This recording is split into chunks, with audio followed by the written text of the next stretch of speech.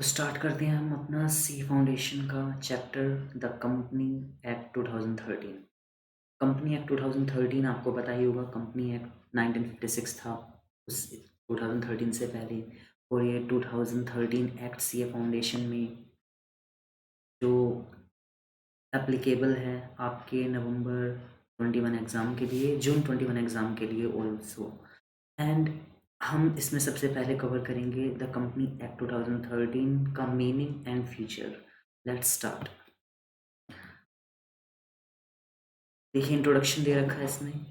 और हाँ, हम स्टडी मटेरियल से इसे कवर करेंगे। फास्ट ट्रैक रिवीजन होगा जिसमें हम इम्पोर्टेंट टॉपिक को ज़्यादा कवर करेंगे। तो सबसे पहले meaning. Company act introduction and meaning. Meaning से पहले फर्स्ट पॉइंट दे रखा है इसमें कि एप्लीकेबल कहाँ कहाँ है। Next first point applicable the company act 2013। देखिए the provision of act shall apply to companies incorporated under this act. अब ध्यान से सुनना, जैसा भी मैंने बताया था कि कंपनी एक्ट 2013 पढ़ रहे हैं हम, बट इससे पहले 1956 एक एक्ट था। तो इसमें लिखा है कि प्रोविजन जो कंपनी एक्ट के अप्लाई होंगे वो company act incorporated under this act. This act means 2013 में जो एक्ट 2013 के अंदर जो कंपनी रजिस्टर्ड है वहाँ तो अप्लाई होंगे, साथ में अंडर एनी प्रीवियस कंपनी लो। प्रीवियस कंपनी लो 1956, यानी कि 1956 में जो एक्ट उसमें भी जो कंपनी रजिस्टर्ड हुई है वहाँ पर भी सारे प्रोविजन एप्लीकेबल होंगे। For example Reliance. रिलायंस जो कंपनी है वो 2013 में तो रजिस्टर्ड हुई नहीं, वो बहुत पहले रजिस्टर्ड हुई थी 1974-5 के अराउंड। तो उस पर जो भी एक्ट एप्लीकेबल है 1956 के हैं। बट जैसे 2013 आया तो उस पर 2013 के एक्ट भी एप्लीकेबल हो जाएंगे। ठीक है। उसके बाद इसमें पॉइंट दे रखे हैं कि और कहाँ कहाँ एप्लीकेबल है। इंश्योरेंस कंपनी पर एप्लीकेबल है, बैंकिंग कंपनीज पर नहीं हमारा एक्ट एप्लीकेबल है। Company act company engage in generation supply of electricity, यानी कि इलेक्ट्रिसिटी कंपनी पर एप्लीकेबल है। Any other company govern by any special act, कोई भी स्पेशल एक्ट के थ्रू। स्पेशल एक्ट मीन्स जैसे हमारा स्टेट बैंक ऑफ इंडिया का एक स्पेशल एक्ट है, एलआईसी का स्पेशल एक्ट है। तो स्पेशल एक्ट के जो अलग अलग कंपनीज बनी हुई है, इंश्योरेंस कंपनी बनी हुई है, उन सब पर भी ये एक्ट एप्लीकेबल है। जैसे इंश्योरेंस कंपनी का तो ऊपर लिखा ही था आईआरडी एक्ट इंश्योरेंस कंपनी के लिए। Any other company govern by any special act के बाद है such body corporate which are incorporated by any act for time being in force. अब कोई एक्ट बनाया जो टाइम बीइंग इन फोर्स उस टाइम पर एप्लीकेबल है।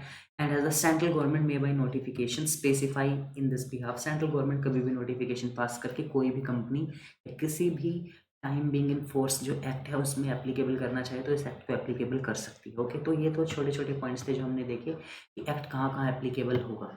नेक्स्ट हम पढ़ते हैं कंपनी के मीनिंग की तरफ, जो कि एक इम्पोर्टेंट डेफिनेशन है। अब ध्यान से देखिए कंपनी का जो मीनिंग है, इसका मीनिंग दिया है according to chief justice Marshall and according to professor Haney, in the words of professor हैनी।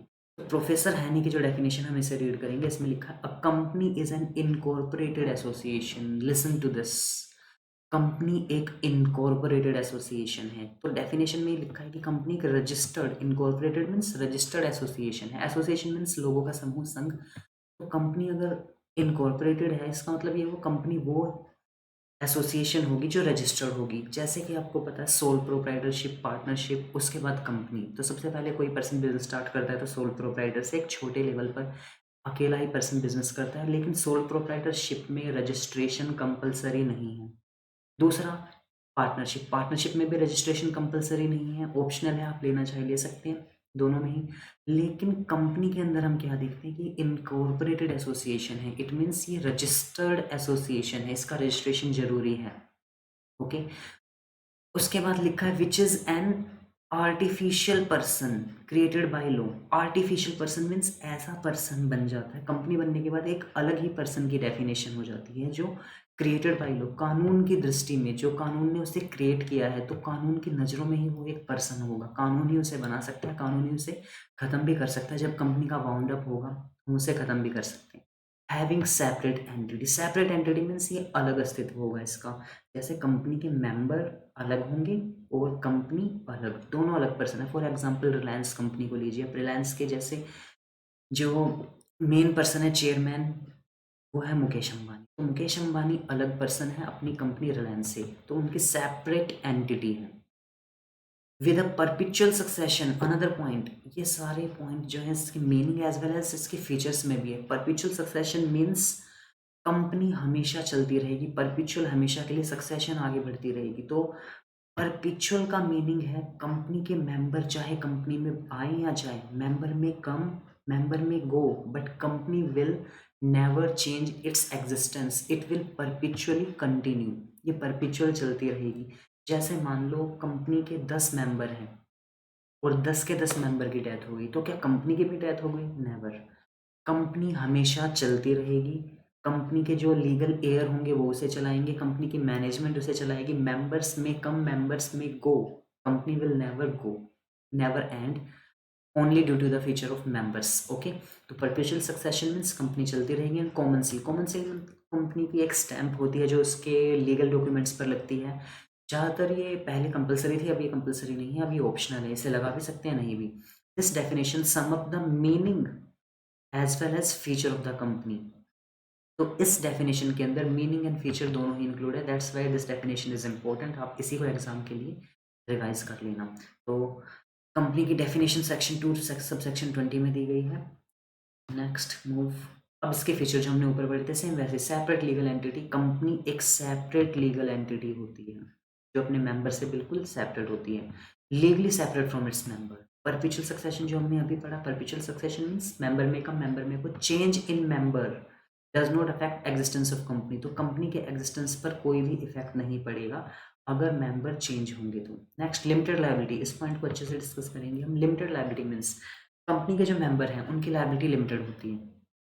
अब मेंबर्स की लायबिलिटी लिमिटेड है, तो मेंबर्स की लायबिलिटी लिमिटेड किस एक्सटेंट तक है, आगे इसकी डेफिनेशन में हम देखेंगे, लिखा होगा कि इनकी liability up to the shares limited है, up to certain amount guarantee amount से लिमिटेड है। यानी कि मेंबर्स की लायबिलिटी लिमिटेड हो सकती है शेयर्स के अमाउंट से या फिर वो जो गारंटीड अमाउंट दे उनसे।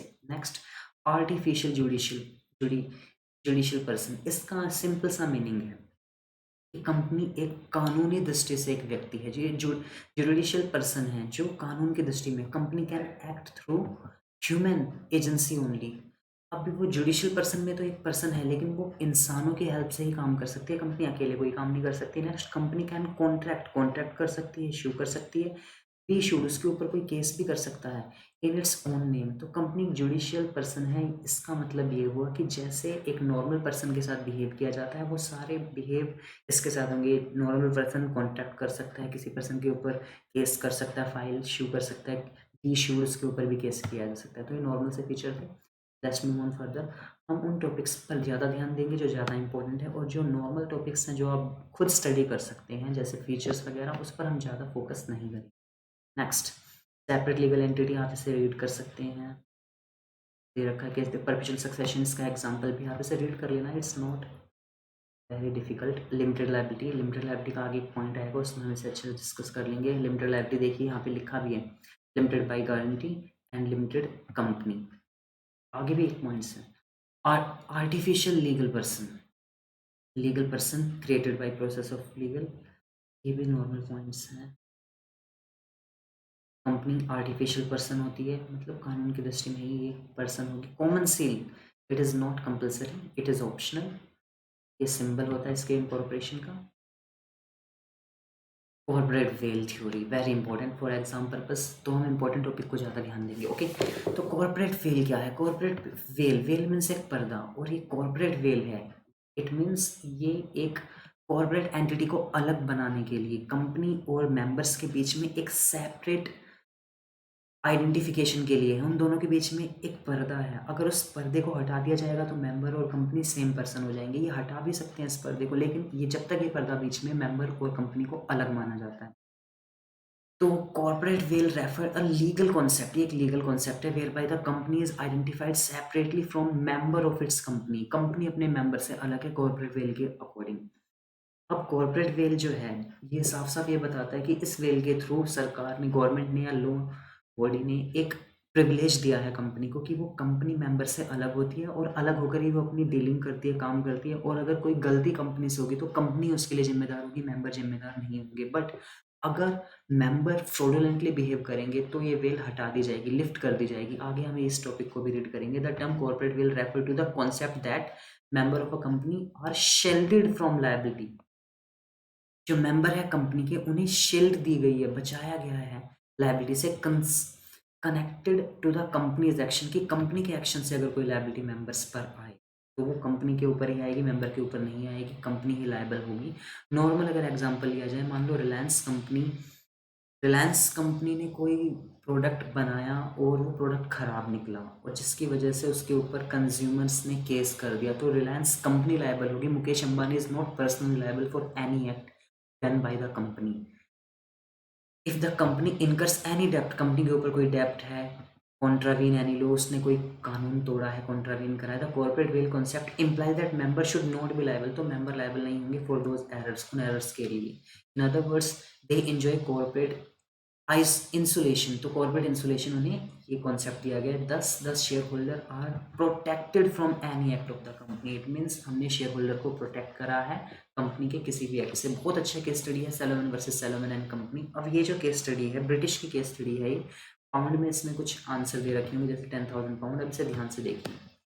सैलोमन, आपको पता होगा कि किसी भी कंपनी के रजिस्ट्रेशन के लिए अगर प्राइवेट कंपनी है तो मिनिमम 2 मेंबर और पब्लिक कंपनी है तो मिनिमम 7 मेंबर की रिक्वायरमेंट होती है। तो सैलोमन ने एक पब्लिक कंपनी ओपन करी और सैलोमन ने उसमें 7 मेंबर की ज़रूरत थी, जिसमें वो खुद, उसके वाइफ 2, 4 उसके लड़के, 4 सन्स एंड 1 डॉटर, तो टोटल 7 मेंबर हो गए। इन सातों मेंबर्स के सिग्नेचर लेकर इनके बिहाफ पर सैलोमन ने साइन करे थे, जो माइनर थे। ये कंपनी ओपन की गई, सेटअप की गई। कंपनी सेटअप करने के बाद कंपनी अच्छे पर्पज़ के लिए ओपन की गई थी, कोई फ्रॉडुलेंट पर्पज़ नहीं था। यहाँ पर नॉर्मली आप खुद सोचिए, अगर कोई कंपनी है, उस कंपनी को अगर बैंक भी लोन देता है तो वो भी सिक्योरिटी पर देता है, कुछ ना कुछ सिक्योरिटी रखता है, तभी लोन दिया जाता है। इसका रीज़न ये होता है कि अगर आप इंसॉल्वेंट हो गए, पैसे नहीं हुए, तो उस सिक्योरिटी को, एसेट्स को बेचकर पैसे वापस ले लिए जाएंगे।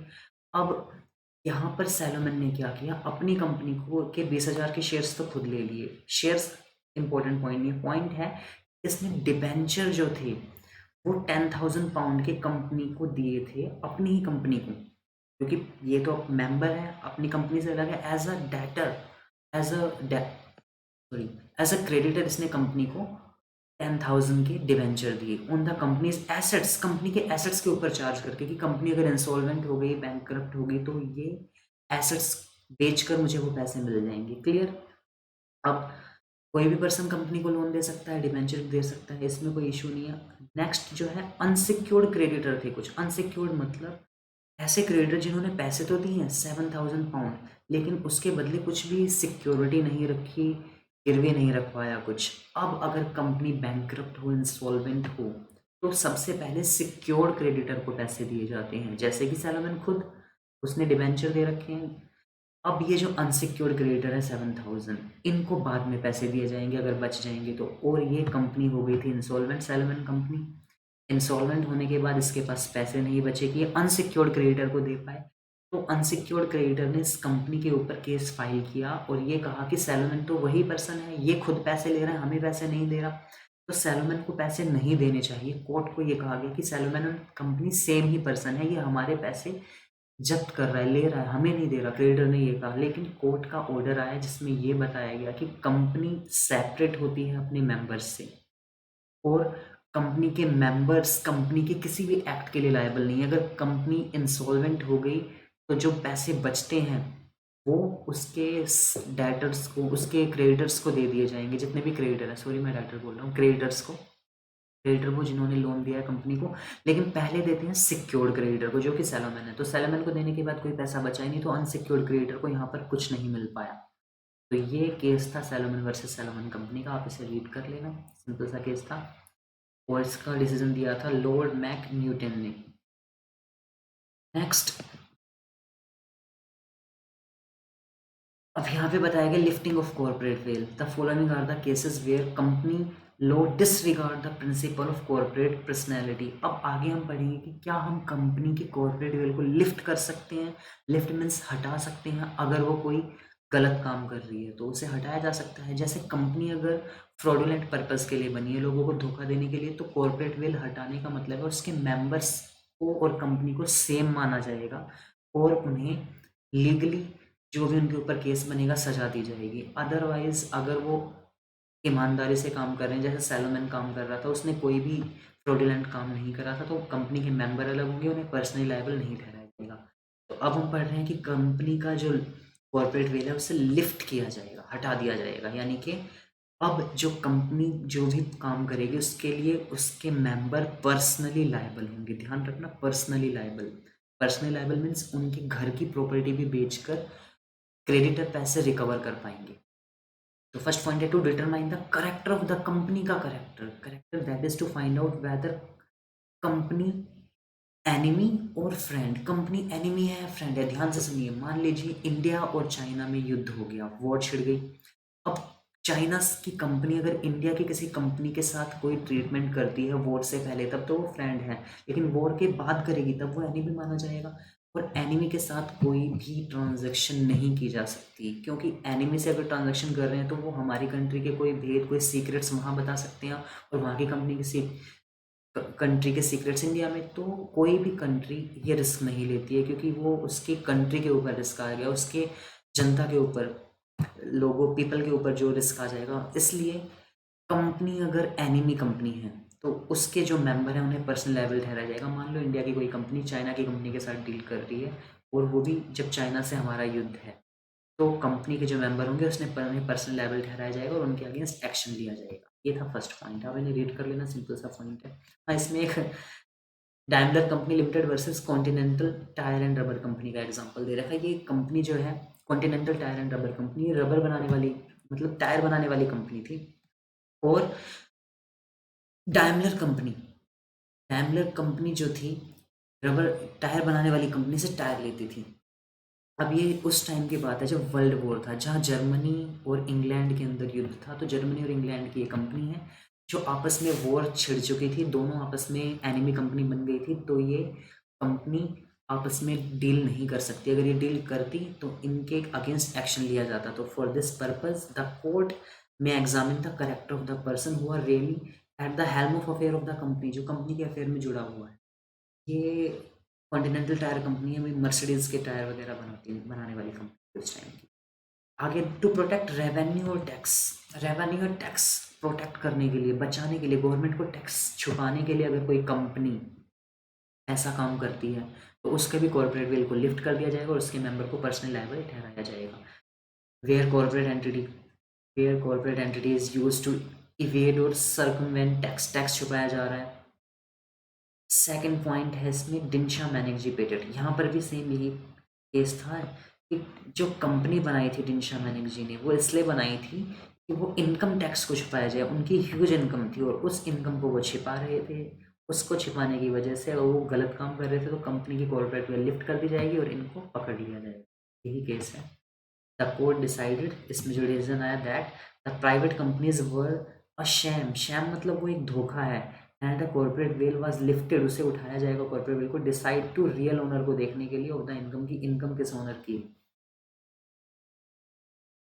टू अवॉइड लीगल ऑब्लिगेशन से बचने के लिए, लीगल ऑब्लिगेशन जैसे हमें अपने वर्कर्स को वेजेस देने चाहिए, टाइम पर बोनस देना चाहिए, अगर उससे बचने के लिए आप कोई ऐसा एक्ट करते हो तो आपको लाइबल ठहरा जाएगा और कॉर्पोरेट वेल लिफ्ट कर दी जाएगी। ये भी एक एसोसिएशन है, इसमें भी बोनस, वर्कमैन को बोनस नहीं दिया जा रहा था, उसके ऊपर एक केस हुआ। आप इसे रीड कर लो, सिंपल सा है। Formation of subsidiaries act as agent. Subsidiaries, ध्यान से सुनिए। सब्सिडरीज कंपनी वो कंपनी होती है, जैसे मान लो टाटा कंपनी आपने देखी है। टाटा कंपनी की बहुत सारी कंपनीज हैं। टाटा कंसल्टेंसी सर्विस, टीसीएस भी है, टाटा मोटर्स भी है, टाटा नमक के लिए एफएमसीजी कंपनीज भी है।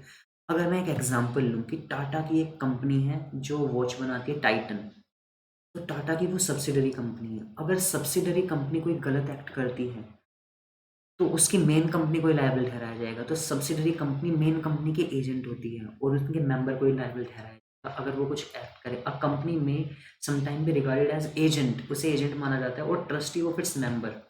और अनदर कंपनी के लिए भी, अनदर कंपनी यानी कि सब्सिडरी कंपनी के लिए भी, and may therefore be deem to have lost individuality, तो वो इंडिविजुअल कंपनी नहीं रहती, in favour of its principal, अपने प्रिंसिपल के फेवर में। Here principal will be held liable, जो उनका प्रिंसिपल मेंबर होगा, main member, for the act, उस एक्ट के लिए वो लायबल होगा अगर उन्होंने कोई ऐसा वर्क किया है तो।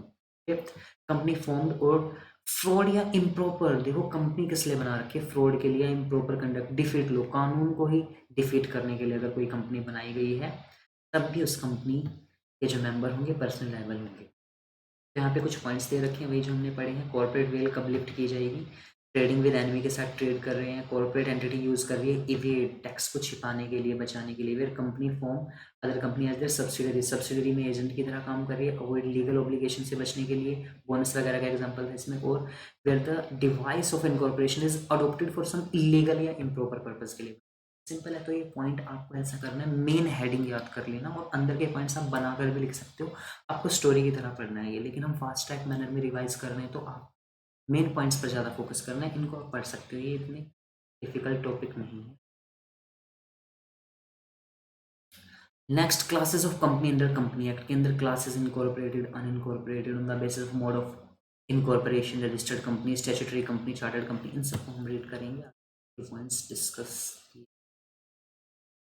सबसे पहला है on the basis of liability, liability के बेस पे कंपनी लिमिटेड बाई शेयर्स, जैसा कि ऊपर हमने देखा था कि कंपनी की जो लायबिलिटी है वो लिमिटेड होती है। लिमिटेड लायबिलिटी किसकी, कंपनी की या मेंबर की, मेंबर्स की, ऊपर पॉइंट था लिमिटेड लायबिलिटी कंपनी, तो उसके अंदर ध्यान रखिए फीचर्स था एक कंपनी का, company limited by shares, share से, मान लीजिए एक एग्जांपल लेते हैं, एक कंपनी के मैंने 2 शेयर खरीदे और एक शेयर की जो वैल्यू थी 100 रुपीज़ थी, तो 2 शेयर की 200, मुझे कंपनी को 200 रुपीज़ पे करने थे, लेकिन मैंने उसे 150 पे करे, तो मैंने कितने पे नहीं करे, 50 रुपीज़, मैंने 200 में से सिर्फ 150 पे करे, तो कंपनी मुझसे 50 रुपीज़ मांग सकती है, तो मैं 50 रुपीज़ के लिए लायबल हूँ, तो अनपेड अमाउंट कंपनी मांग सकती है, तो मेरी जो लायबिलिटी लिमिटेड होगी वो 200 तक की होगी, अगर मैंने 200 रुपीज़ पूरे नहीं दिए तो मुझसे वो 50 रुपीज़ कभी भी मंगा सकती है, यही है कंपनी लिमिटेड बाई शेयर्स में।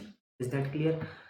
मैंने छोटा सा एग्जांपल लिया है फॉर अंडरस्टैंडिंग पर्पस, कभी आप सोचें कि 100 रुपीज़ का शेयर है, नंबर ऑफ शेयर 1 खरीदे, 2 खरीदे, that is not matter.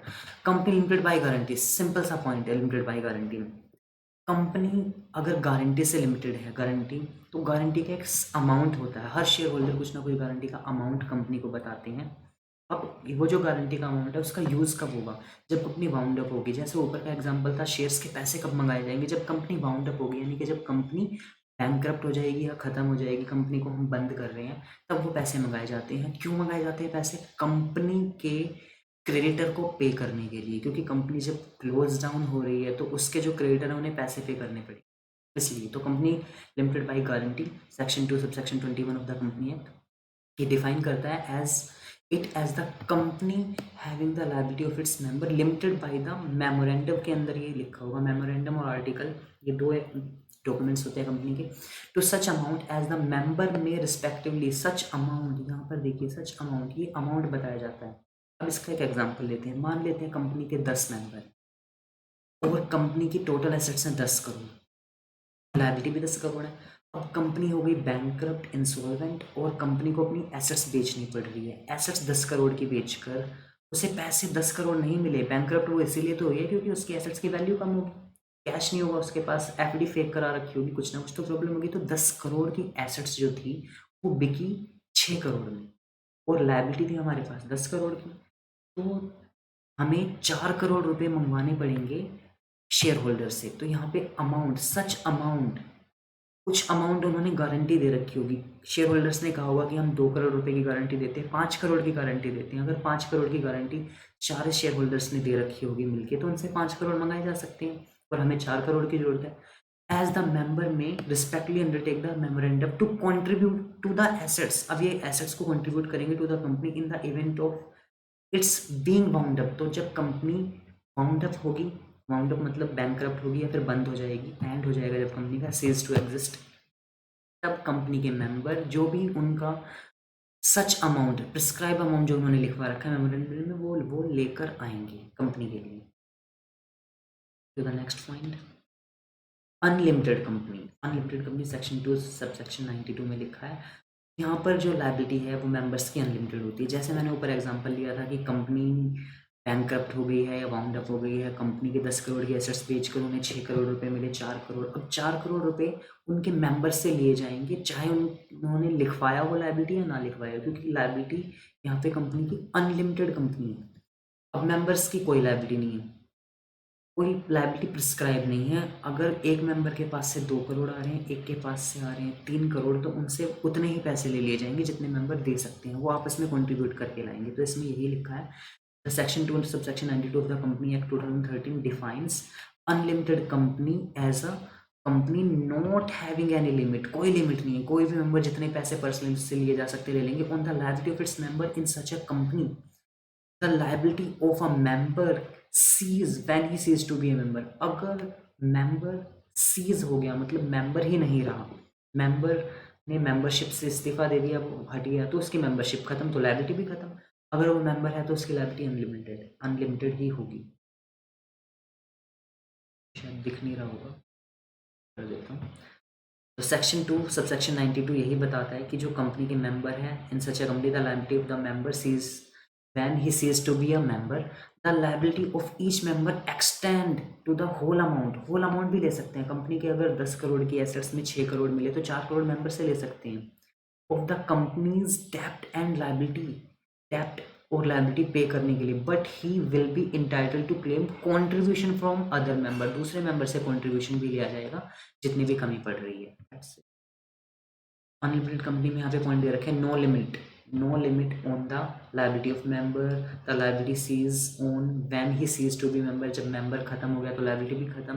Liability is not unlimited till the time the company is not wound up. जब कंपनी वाउंड अप ही नहीं हुई तो हम मंगवाएंगे क्यों पैसे? तो liability is not unlimited, liability unlimited नहीं होगी till the time company is not wound up, जब तक कंपनी वाउंड अप नहीं हो रही, यानी कि खत्म नहीं हो रही। अगर कंपनी खत्म तो लायबिलिटी भी खत्म। Next, liability of each member extend to amount of company's debt and liability। Company का जो डेप्ट और लायबिलिटी है उसी के अकॉर्डिंग पे किया जाए। यही पॉइंट्स हैं, मेंबर से पैसे मंगाए जाएंगे, however he claim contribute from the member, member से वो कंट्रीब्यूट कर लेंगे। अब very very important for exam purpose 6 marks का ही क्वेश्चन आया हुआ है कई बार 1% कंपनी का, आप इसे ध्यान से करना, ये बहुत इंपॉर्टेंट टॉपिक है। 1% कंपनी, तो 1% company, the company act 2013 introduce new class of company which can be incorporated by single person. ध्यान से सुनिए, सिंगल पर्सन यहाँ पे दिखा भी रखा है सिंगल पर्सन। तो सिंगल पर्सन जैसे सोल प्रोप्राइटरशिप में एक अकेला पर्सन बिजनेस कर सकता था, ठीक उसी तरह से उसको कुछ प्रिविलेज दिया गया कंपनी एक्ट में कि अगर अकेला पर्सन कंपनी को बड़े फॉर्म में चलाना चाहता है तो वो चला सकता है। उसी को बोला गया है 1% कंपनी। सोल प्रोप्राइटर में रजिस्ट्रेशन कंपलसरी नहीं था, लेकिन यहाँ पे रजिस्ट्रेशन कंपलसरी है। यहाँ पर एक अलग सेपरेट एंटिटी बन जाएगा। अब सोचिए ध्यान से, सोल प्रोप्राइटर एक पर्सन है और कंपनी, प्राइवेट कंपनी बनाने के लिए मिनिमम 2 पर्सन चाहिए और पब्लिक कंपनी बनाने के लिए मिनिमम 7 पर्सन चाहिए। तो ये जो 1% कंपनी है ये पब्लिक कंपनी में जानी चाहिए, प्राइवेट कंपनी में? नॉर्मल सी बात है, पब्लिक कंपनी बड़ी कंपनी होती है उसमें तो जा नहीं सकती क्योंकि 7 मेंबर की रिक्वायरमेंट है। प्राइवेट कंपनी, तो 1% कंपनी को प्राइवेट कंपनी माना गया है, वहाँ पे 2 मेंबर की जरूरत होती है प्राइवेट कंपनी में, but 1% company is the exception. तो 1% कंपनी को प्राइवेट कंपनी में इंक्लूड किया गया। ठीक, तो section 2 subsection 62 of the company act 2013 define 1% company OPC as company which has only 1 person as a member. तो उसका एक ही मेंबर होता है, एक ही पर्सन होता है एज अ मेंबर। इसकी जो फीचर्स हैं उसमें इसको डिफाइन किया गया अच्छे से। ये रहे इसके फीचर, ये सिग्निफिकेंट पॉइंट, ये सिग्निफिकेंट पॉइंट या फीचर्स एग्जाम में आए हैं और 6 मार्क्स का क्वेश्चन आया, आप इसे ध्यान से करना। तो सबसे पहले लिखा है only 1 person as a member, clear. Minimum paid up capital no limit prescribe, इसकी मिनिमम कैपिटल की कोई लिमिट नहीं प्रिस्क्राइब की गई है, as prescribe by the government है, अगर वो प्रिस्क्राइब करना चाहे तो कर सकते हैं। The memorandum of OPC shall indicate, अब ध्यान से सुनिए इस पॉइंट को, ऊपर तो बस ये लिखा था कि एक 1 पर्सन होना चाहिए, मिनिमम कैपिटल की कोई लिमिट प्रिस्क्राइब नहीं की गई। अब जो मेमोरेंडम ओपीसी का है 1% कंपनी का, शैल इंडिकेट, उसमें क्या इंडिकेट होगा? Name of the other person. अब ये अदर पर्सन क्या है? जिस पर्सन 1 पर्सन है उसका नाम तो होगा ही, लेकिन अदर पर्सन का नाम लिखना है। किस अदर पर्सन कौन? Who shell in the event of subscribers death, subscriber यानी कि ये जो वन पर्सन है, मान लो मैंने एक कंपनी ओपन करी, one person company Nishant Sharma के नाम से, और मेरी डेथ हो गई, तो मेरे बाद उसको कौन चलाएगा? मुझे किसी सब्सक्राइबर का नाम यानी कि नॉमिनी का नाम लिखना कंपलसरी है। तो वन पर्सन कंपनी में मुझे सब्सक्राइबर का नाम देना होगा। इज इनकैपेसिटी टू कॉन्टैक्ट, या मैं इनकैपेबल हो गया कॉन्टैक्ट करने के लिए। और इनकैपेबल कब होगा?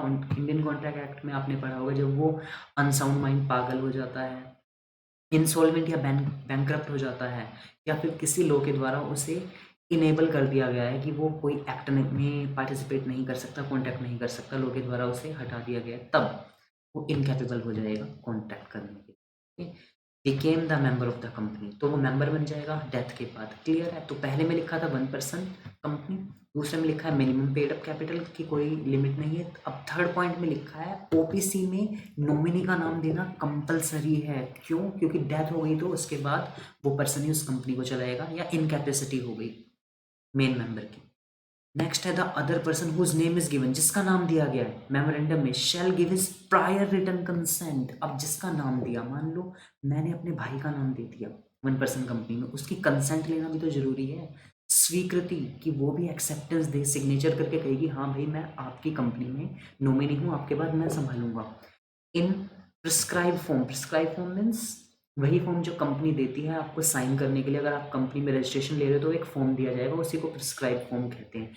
Prescribe form and the same shall be file with the registrar. अब कंपनी के रजिस्ट्रेशन के लिए रजिस्ट्रार में जाते हैं, तो रजिस्ट्रार में वो फॉर्म फाइल किया जाएगा। Okay, of the companies at the time of incorporation के टाइम पे, इनकॉर्पोरेशन यानी कि रजिस्ट्रेशन के टाइम पर जब आप कंपनी का नाम लिखोगे, जैसे निशांत शर्मा, ओपीसी लगाना जरूरी है वहाँ पे, वन पर्सन कंपनी, तो मैं अपना नाम तो दूंगा ही, साथ में एक नॉमिनी का नाम भी दूंगा, जैसे मेरा भाई उसका नाम लिख दूंगा। ओके, रजिस्ट्रेशन के टाइम पे सच अदर पर्सन, ये जो अदर पर्सन होगा, may be given the right, उसको एक राइट और दिया गया है। क्या राइट दिया गया है? विदड्रॉ हिज कंसेंट, वो अपना नाम वापस भी ले सकता है। जैसे उसने अपनी कंसेंट दी कि भाई वो मेरा नॉमिनी है, लेकिन अगर वो मेरा नॉमिनी ना बनकर अपना बिजनेस खुद का करना चाहता है, या फिर वो किसी और का नॉमिनी बन रहा है, तो वो हट भी सकता है। ये सबको अधिकार है अपनी कंसेंट लेने का या विदड्रॉ करने का। Okay, next, the member of OPC may at any time change the name, तो जो मेंबर है ओपीसी का वो चेंज कर सकता है name of such other person nominee. मैं नॉमिनी का नाम हटा भी सकता हूँ। मेरा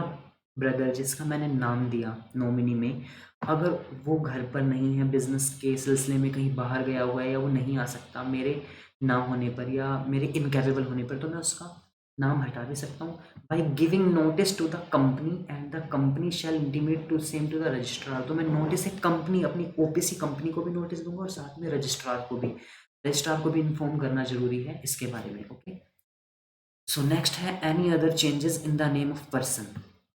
any other changes in the name of person, अगर पर्सन के नाम पे कोई चेंज हो, shall not be deemed to be the alteration. Memorandum में इसे चेंज नहीं माना जाता। मेमोरेंडम के अंदर तो 6 क्लोज होते हैं जो नॉर्मली है अलग से, name close, capital close, company का नाम या कैपिटल क्लोज, तो उसके अंदर इसका नेम नहीं चेंज माना जाएगा। ओके, नेक्स्ट पॉइंट है ओनली अ नेचुरल पर्सन। ध्यान से सुनिए, ओपीसी में कौन है जो मेंबर बन सकता है? नेचुरल पर्सन, अगला इंडियन सिटीजन हो, और नेक्स्ट रेजिडेंट होना चाहिए इंडिया का। तो 3 पॉइंट है, natural person, Indian citizen and resident of India. अब रेजिडेंट ऑफ इंडिया कब माना जाता है? Person who has stay in India, जो इंडिया में रहा हो for a period not less than 182 days, 182 days से वो कम नहीं रहा हो। अब आपको क्या 182 डेज रटने पड़ेंगे? नहीं, आप ध्यान से सुनिए। 1 ईयर में कितने डेज होते हैं? 365, 365 का हाफ 182.5।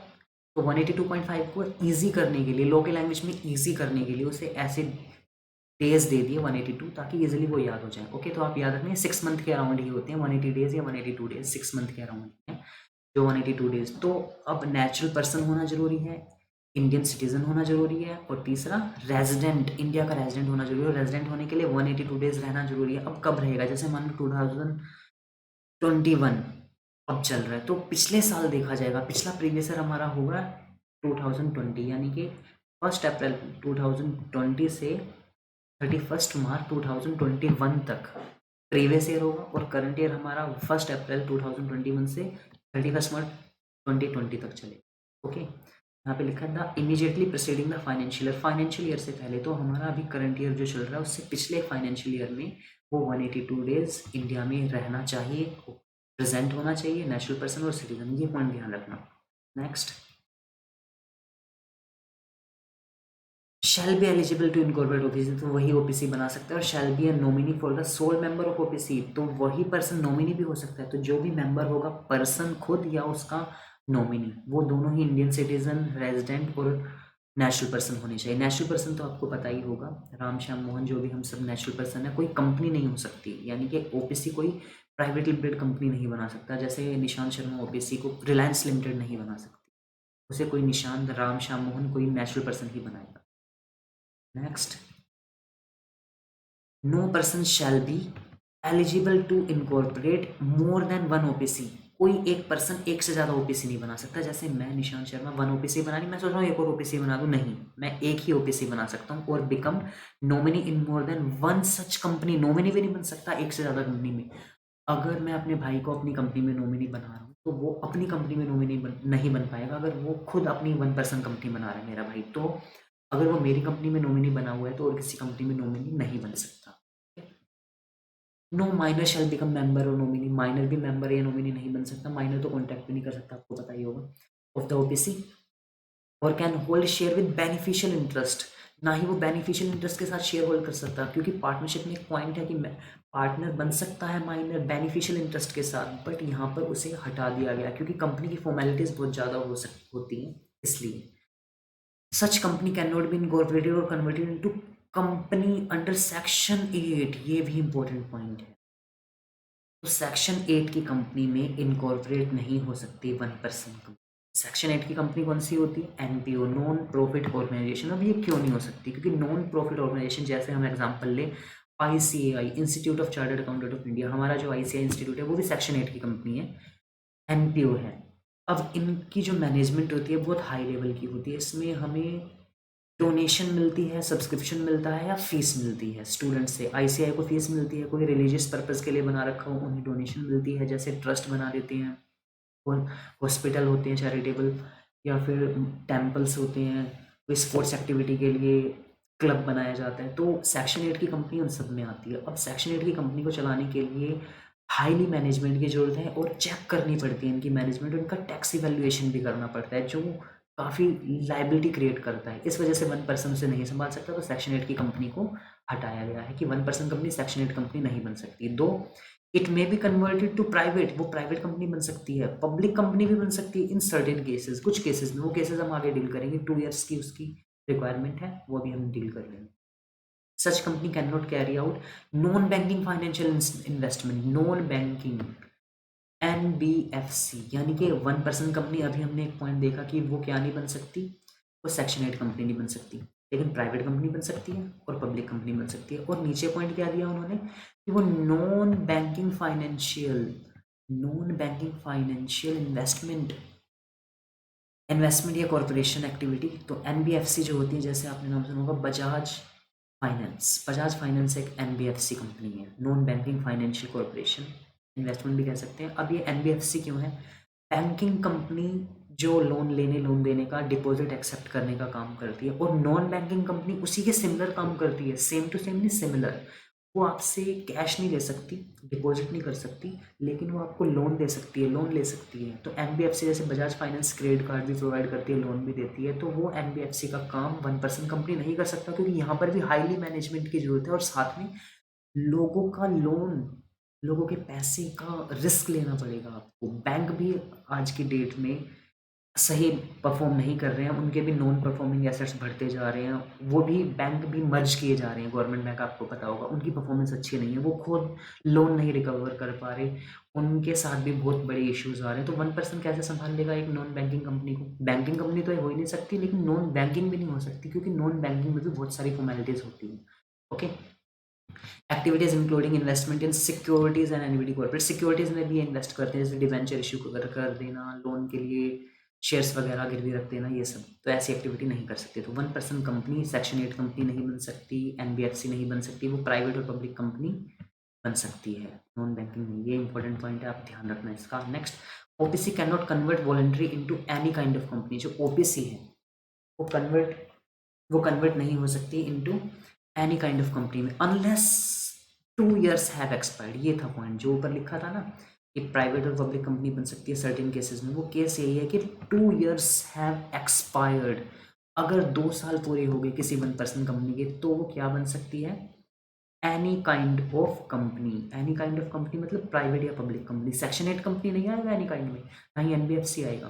तो एनी काइंड ऑफ कंपनी यानी कि वो प्राइवेट या पब्लिक कंपनी बन सकती है, अनलेस 2 ईयर्स हैव एक्सपायर्ड। 2 साल एक्सपायर हो जानी चाहिए उसके। अब 2 साल कब से देखनी है हमें? From the date of incorporation. Incorporation की डेट से लेना है, यानी कि रजिस्ट्रेशन इनकॉर्पोरेशन अगर 1 अप्रैल 2018 को हुआ तो 2019 में 1 साल, 2020 में 2 साल, 31 मार्च 2020 को 2 साल हो जाएंगे, तो 2 साल तक उसे देखना है।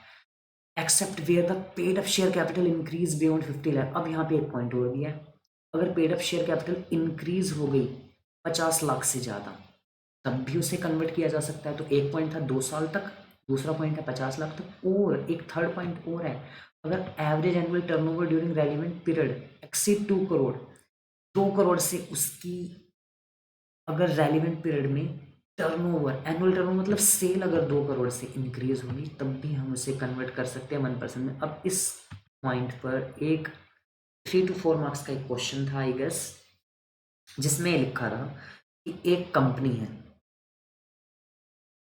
उसका नाम बताया गया कि राम, एग्जांपल ले लेते हैं, राम 1% कंपनी है, और उसकी जो पेड अप शेयर कैपिटल है वो 40 लाख रुपए, और उसका जो टर्नओवर है वो है 2 करोड़ रुपए। क्या वो कंपनी 1% कंपनी बन सकती है? बताइए, नीचे कमेंट में लिखिए, बताइए। यस और नो? नो, बिकॉज यहाँ पे पॉइंट जो लिखा है 40 लाख मैंने बताया आपको, 40 लाख तो उसकी पेड अप कैपिटल है, यहाँ पे 50 लाख दिया गया है, और लिखा है relevant period exceed 2 crore, 2 crore rupees से ज़्यादा होनी चाहिए, यानी कि उसकी जो टर्नओवर है वो 2 करोड़ नहीं होनी चाहिए, 2 करोड़ से ज़्यादा। यहाँ पे एक्सीड लिखा है, यानी कि 2 करोड़ से जब ज़्यादा हो जाएगी, 2.5 करोड़, 3 करोड़, 2 करोड़, 1 रुपया, 2 रुपये, कितना भी अमाउंट है, 2 करोड़ से ज़्यादा हो जाएगी, तब उसे हम कन्वर्ट कर सकते हैं पब्लिक या प्राइवेट में। ठीक, तो क्वेश्चन ये था कि राम ओपीसी है, और उसकी जो कैपिटल है 40 लाख रुपए पेड अप शेयर कैपिटल, और उसकी जो सेल है 2 करोड़ रुपए, क्या वो पब्लिक कंपनी या प्राइवेट कंपनी बन सकती है, कन्वर्ट हो सकती है? तो आंसर इज नो, नहीं हो सकती, because it does not satisfy the condition of turnover which is exceed 2 crore and paid up share capital which is not beyond 50 lakh. 50 lakh यहाँ पर भी बियॉन्ड 50 लाख लिखा है, इट मीन्स 50 लाख नहीं, 50 लाख से ज़्यादा होना चाहिए अमाउंट, और 2 साल तो पूरे होने चाहिए। तीनों में से कोई एक कंडीशन, इफ 1% कंपनी और any officer of such company contravene, contravene मतलब अगर वो लॉ को ब्रेक करता है, कानून तोड़ता है, तो प्रोविजन अप्लाई होगा, तो उसे कितने का फाइन देना पड़ेगा? 10,000 रुपीज़ तक का, या फिर हर दिन के लिए 1,000 रुपीज़ देने पड़ेंगे फॉर एवरी डे, जितने दिन तक वो कॉन्ट्राविन करेगा, लॉ को तोड़ेगा। तो ये तो था 1% कंपनी। नेक्स्ट हम मूव करते हैं 1% कंपनी का, ये वही आपको एक चार्ट दे रखा है रिविजन के लिए, आप इस चार्ट को जरूर ड्रॉ कर लेना, क्योंकि इससे रिविजन जल्दी हो जाता है fastly. Next, private company, section 2 subsection 68, private company means a company having minimum paid up share capital as may be prescribed। तो ये प्रिस्क्राइब ही होगा, गवर्नमेंट प्रिस्क्राइब करे या ना करे, प्रिस्क्राइब ही लिखना है आपके एग्जाम में, विच में भी बाई इट्स आर्टिकल। अब ये जो 2 पॉइंट है ये इंपॉर्टेंट है, इसमें लिखा है कि प्राइवेट कंपनी वो कंपनी है जिसकी minimum paid up share capital prescribe होगी, जिसमें लिखा होगा restrict the right to transfer it share. Restriction है कि कोई प्राइवेट कंपनी अपने शेयर ट्रांसफर नहीं कर सकती। देखिए, रिस्ट्रिक्शन और प्रोहिबिशन में फर्क होता है। रिस्ट्रिक्ट है, रिस्ट्रिक्शन का मतलब होता है कि उसे रोका गया है, मना नहीं किया गया, कुछ रिस्ट्रिक्शन के साथ वो ट्रांसफर तो कर सकती है, लेकिन ट्रांसफर में रिस्ट्रिक्शन है। जैसे फॉर एग्जांपल पब्लिक कंपनी, जो बड़ी बड़ी कंपनी होती है, जैसे रिलायंस, टाटा, पब्लिक कंपनी है, अल्दो ये लिस्टेड कंपनी भी है, शेयर मार्केट में लिस्टेड भी है, पब्लिक कंपनी शेयर मार्केट में लिस्टेड भी हो भी सकती है, नहीं भी। और एक दूसरी कंपनी है Patanjali limited, private limited, sorry, Patanjali private limited एक प्राइवेट कंपनी है, छोटी कंपनी। टाटा और रिलायंस बड़ी बड़ी कंपनीज हैं, और ये शेयर मार्केट में लिस्टेड भी हैं। तो पब्लिक कंपनी शेयर ट्रांसफर कर सकती है पब्लिक को, लेकिन जो पतंजलि है वो पब्लिक को शेयर ट्रांसफर नहीं कर सकती, वो प्राइवेट कंपनी है। तो प्राइवेट कंपनी जैसे पतंजलि हो गया, हल्दीराम प्राइवेट लिमिटेड हो गया, प्राइवेट कंपनी अपनी शेयर ट्रांसफर नहीं कर सकती, उसमें रिस्ट्रिक्शन है।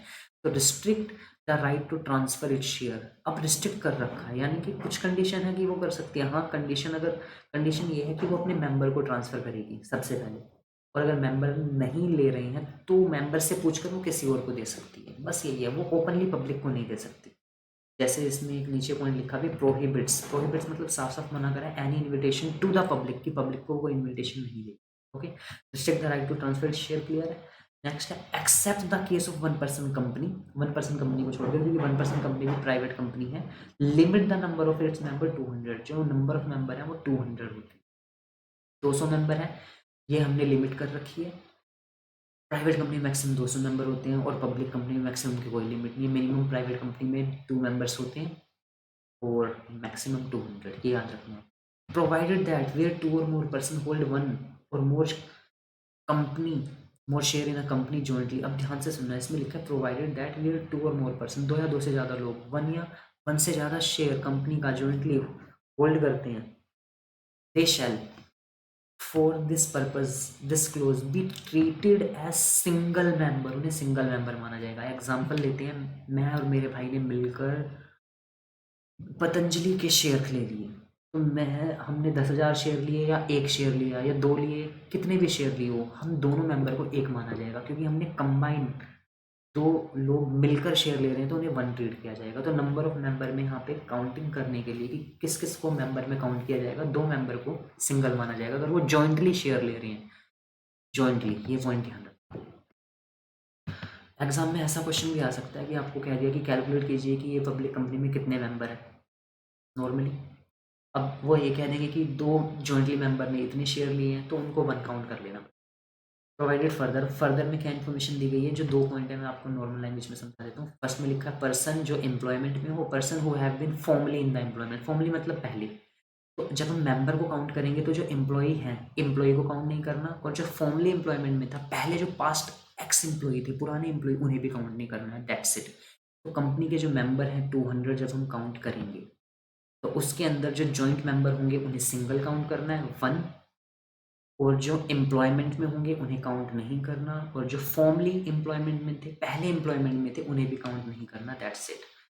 नीचे लिखा हुआ शैल not be included in the number of member, member में वो कैलकुलेट नहीं किए जाएंगे। तो बस ये लो की लैंग्वेज इस तरह से थोड़ी सी मैनिपुलेट करके या अलग वर्ड्स में दी जाती है, आप उसे क्रक्स करके समझ सकते हैं। नेक्स्ट, प्रोहिबिट एन इन्विटेशन, ऊपर हमने पढ़ा था रिस्ट्रिक्ट, कुछ कंडीशन के साथ वो ट्रांसफर तो कर सकते हैं शेयर, लेकिन रिस्ट्रिक्ट है राइट टू ट्रांसफर शेयर, वो ट्रांसफर नहीं कर सकते, रिस्ट्रिक्शन है। लेकिन यहाँ पे साफ साफ लिखा है प्रोहिबिट एनी इन्विटेशन, प्रोहिबिट मना है इन्विटेशन करना, किसको, पब्लिक को, subscribe for any security of the company, company की कोई भी सिक्योरिटी, शेयर्स, डिवेंचर के लिए वो पब्लिक को सब्सक्राइब नहीं कर सकती, क्योंकि पब्लिक को सब्सक्राइब करने का अधिकार पब्लिक कंपनी को है, ओके, प्राइवेट कंपनी को नहीं है। नेक्स्ट, प्राइवेट कंपनी को कुछ ऑब्लिगेशन पूरी करनी पड़ती है तब वो ऐसा कर सकती है, वो प्राइवेट पब्लिक बन जाएगी। प्राइवेट कंपनी के सिग्निफिकेंट पॉइंट जो ऊपर लिखे थे वैसे ही, no minimum paid up share capital, minimum number of member 2 है, और 1 पर्सन कंपनी में तो 1 होता है, आपको पता ही है, where it will be 1। Maximum number of member 200 होते हैं, एक्सक्लूडिंग प्रेजेंट एम्प्लॉय को हटा दिया, कम मेंबर्स को हटा दिया, and erstwhile employ cum members, जो पुराने मेंबर थे उनको भी हटा दिया।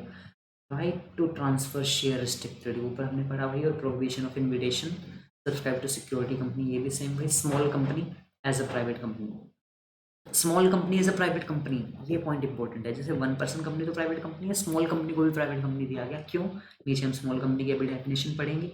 अब ध्यान से सुनिए, 1 पर्सन कंपनी भी प्राइवेट कंपनी है, स्मॉल कंपनी भी प्राइवेट कंपनी है।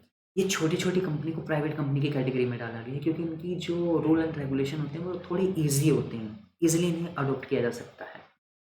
और OPC can be form only as a private company, OPC भी प्राइवेट कंपनी होगी। अब नेक्स्ट पॉइंट है हमारा स्मॉल कंपनी, हम थोड़ा स्पीड से कर रहे हैं, अगर आपको स्पीड में नहीं सुन पा रहे हैं तो आप इसको कम भी कर सकते हैं, स्पीड को यूट्यूब पे ऑप्शन मिल जाएगा, ओके, आप पॉज करके भी सुन सकते हैं, और वॉइस अगर क्लियर ना आ रहा तो आई एम सॉरी, थोड़ा सा वॉल्यूम इंक्रीज किया जाए। Small company, let's come to the next one. Small company given under section 2 sub section 85, section अगर आप एग्जाम में लिखते हैं तो आपको मार्क्स पूरे मिलेंगे, कटेंगे नहीं मार्क्स, नहीं तो मार्क्स काट लिए जाते हैं टीचर के द्वारा अगर सेक्शन कोड नहीं लिखा जाता।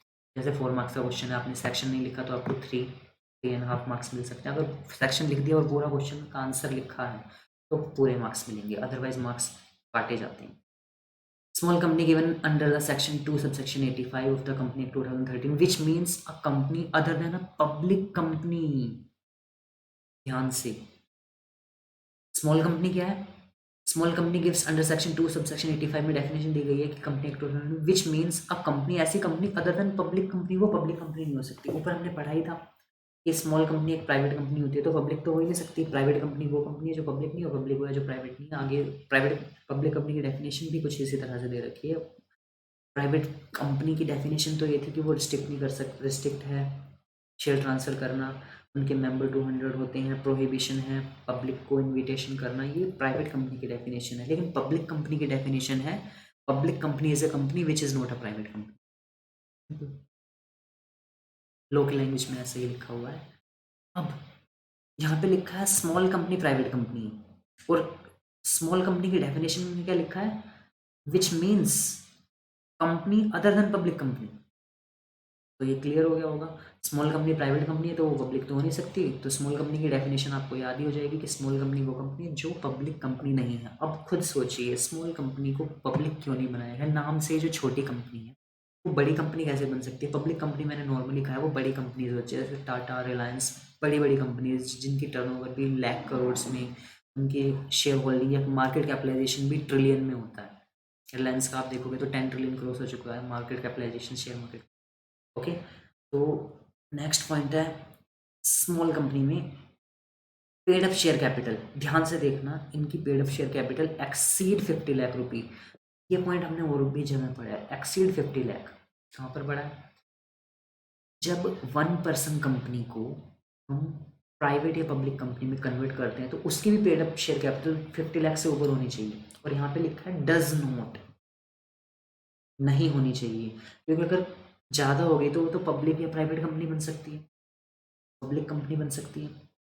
और यहाँ पे लिखा है पेड अप शेयर कैपिटल, अब फिर स्मॉल कंपनी किस बात की हुई, तो paid up share capital exceed नहीं होनी चाहिए 50 लाख रुपीज़ से, और सच हायर अमाउंट, और कोई higher amount prescribe it shall not be more than 10 crore. 10 crore से ज़्यादा तो होना ही नहीं चाहिए जो भी गवर्नमेंट को, लेकिन आपको 50 लाख पर ज़्यादा फोकस करना है। Okay, turnover of which profit and loss account for immediately presiding financial does not accessed 2 crore, तो टर्नओवर भी इसकी 2 करोड़ से ऊपर नहीं होनी चाहिए। तो सिमिलर पॉइंट हो गए, वहाँ पे लिखा है होनी चाहिए 2 करोड़ से ऊपर टर्नओवर, तो हम 1 पर्सन कंपनी को प्राइवेट या पब्लिक कंपनी बना सकते हैं, और paid up share capital 50 lakh से ऊपर होनी चाहिए और 2 साल हो जानी चाहिए, तीनों में से कोई एक हो तो हम 1 पर्सन कंपनी को कन्वर्ट कर देंगे पब्लिक या प्राइवेट कंपनी में। लेकिन यहाँ पे लिखा है उसका रिवर्स, स्मॉल कंपनी तो तभी होगी जब 50 लाख से कम हो उसकी पेड अप शेयर कैपिटल या 2 करोड़ से कम हो टर्नओवर। ओके, अब एक्सेप्शन भी लिखे हैं इसके, शैल नॉट अप्लाई टू, ये जो स्मॉल कंपनी है, ये नीचे की 3 कंपनी स्मॉल कंपनी बन ही नहीं सकती, क्योंकि स्मॉल कंपनी को बहुत सारे प्रिविलेज दिए गए हैं। उसके स्मॉल कंपनी के अकाउंटिंग भी जो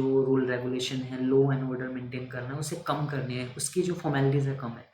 तो एक होल्डिंग कंपनी या सब्सिडरी कंपनी स्मॉल कंपनी नहीं बन सकती। अभी होल्डिंग और सब्सिडरी क्या है सुनिए, टाइटन, मैंने आपको शायद बताया था, टाटा की अगर माना जाए, टाइटन एक अलग कंपनी है माना जाए एग्जाम्पल के लिए, तो वो एक उसकी सब्सिडरी कंपनी होगी।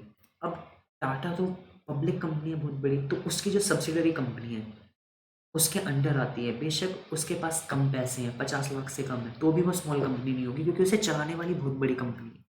तो बड़ी कंपनी के अंडर आने वाली जितनी भी कंपनी होगी वो भी बड़ी कंपनी ही मानी जाएगी, क्योंकि बड़ी कंपनी के अंडर चल रही है, वो बड़ी कंपनी को मैनेजमेंट करना आता है, तो उसे भी वो मैनेज कर सकती है। तो बड़ी company it means public company के अंडर अगर कोई कंपनी है सब्सिडरी कंपनी, तो वो भी पब्लिक कंपनी ही मानी जाएगी। तो होल्डिंग और सब्सिडरी का ये कॉन्सेप्ट है। होल्डिंग होगी बड़ी कंपनी जैसे टाटा, और उसको अगर छोटी company Titan, credit subsidiary company ने स्मॉल नहीं माना जा सकता। और कंपनी रजिस्टर्ड अंडर सेक्शन 8 को अलग प्रिविलेज दिया गया है। सेक्शन 8 जैसे हमारे इंस्टीट्यूट के जो अकाउंटिंग अलग होती है, इनकी मैनेजमेंट अलग ही की जाती है। मैक्सिमम के पास बहुत ज़्यादा टैक्स होता है, बहुत ज़्यादा पैसा होता है, और टैक्स बचाती हैं ये, इनको अलग से ऑडिट करके चेकिंग की जाती है स्ट्रिक्टली। यहाँ पे कुछ जैसे ट्रस्ट बना लेते हैं, चैरिटेबल ऑर्गेनाइजेशन बना लेते हैं, यहाँ पे डोनेशन भी ब्लैक मनी में दिया जाता है, इस वजह से इसको अलग रखा गया। मंदिर वगैरह भी इसी में आते हैं।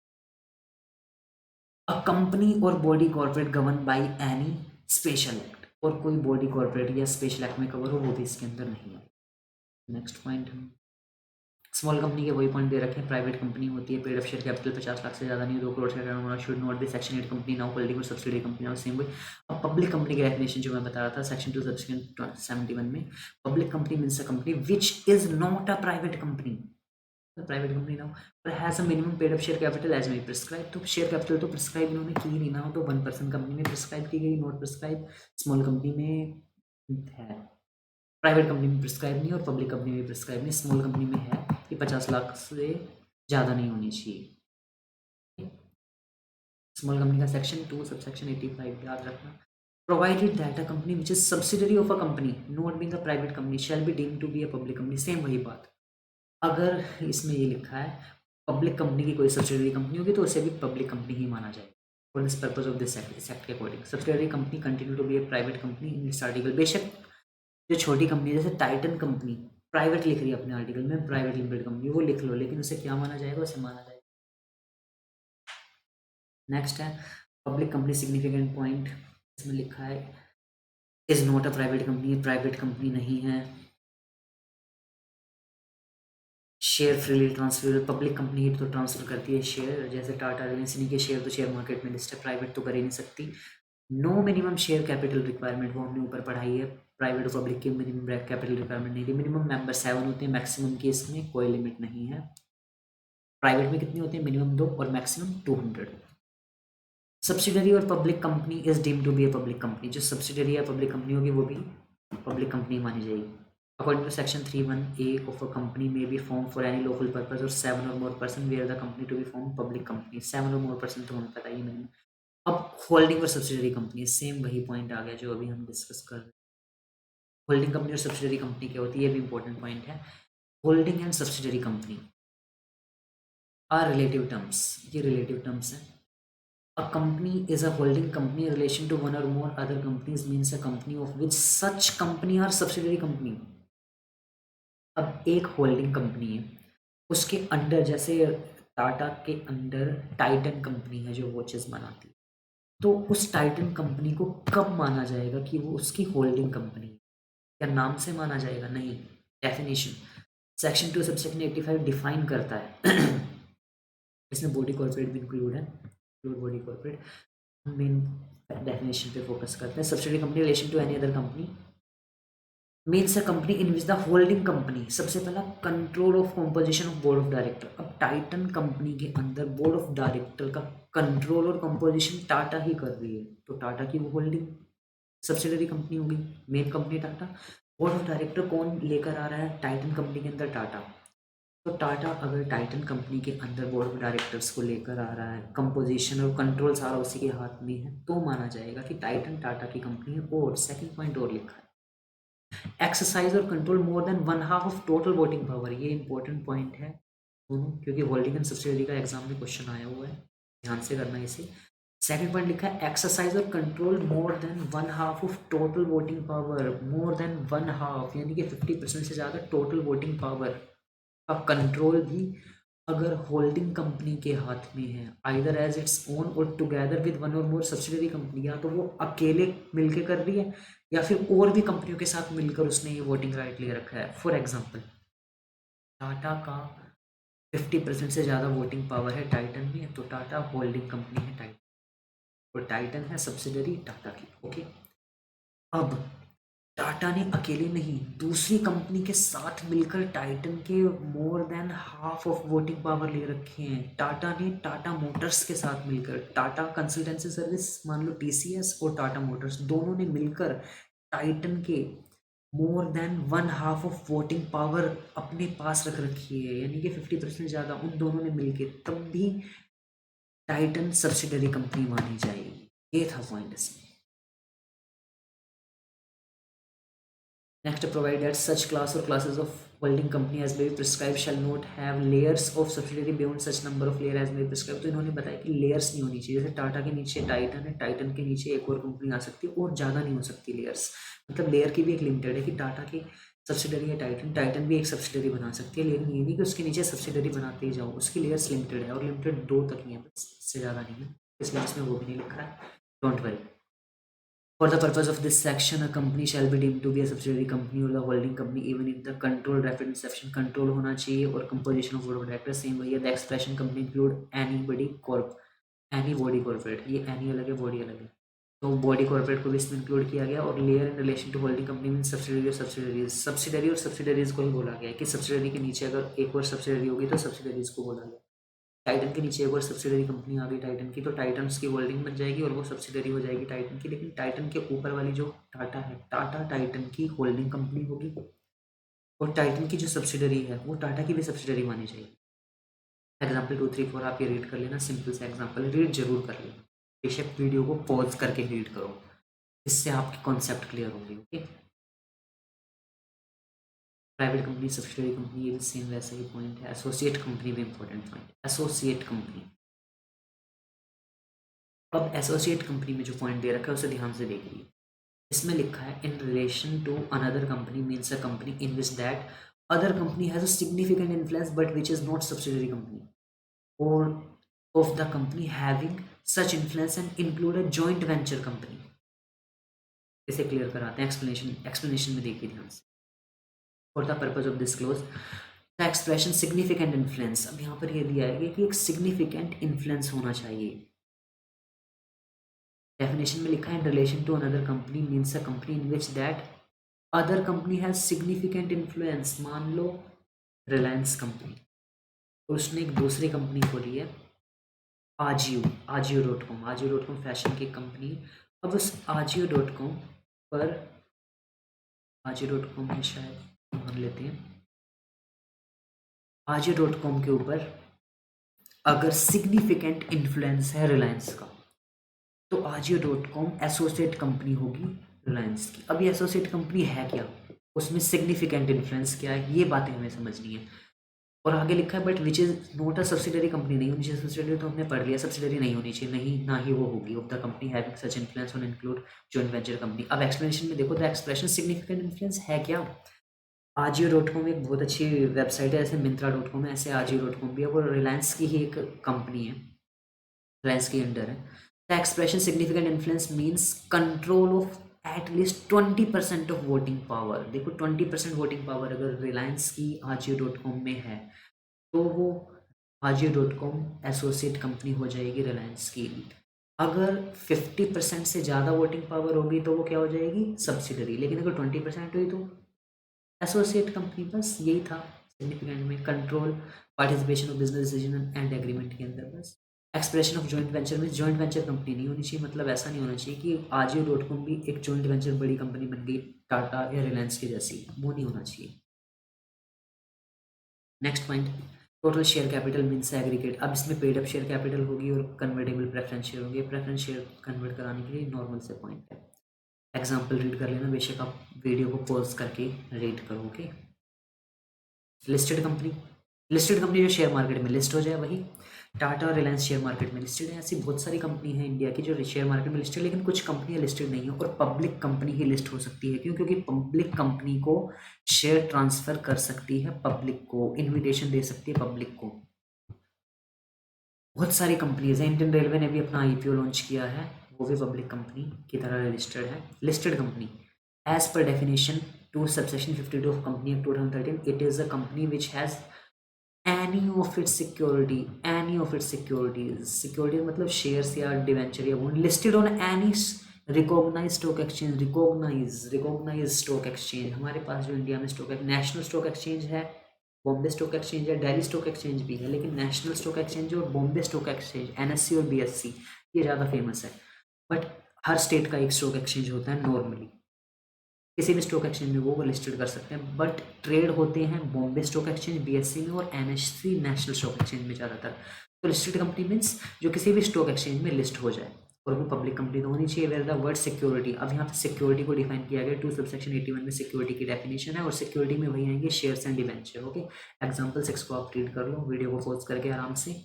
Unlisted company means a company other than listed, simple सी बात है। अनलिस्टेड कंपनी वो है जो लिस्टेड नहीं है, लिस्टेड वो जो शेयर मार्केट में लिस्ट हो गई, जो शेयर इशू कर रही है शेयर मार्केट के थ्रू, और अनलिस्टेड वो जो शेयर मार्केट में लिस्ट नहीं हुई। Other companies government company.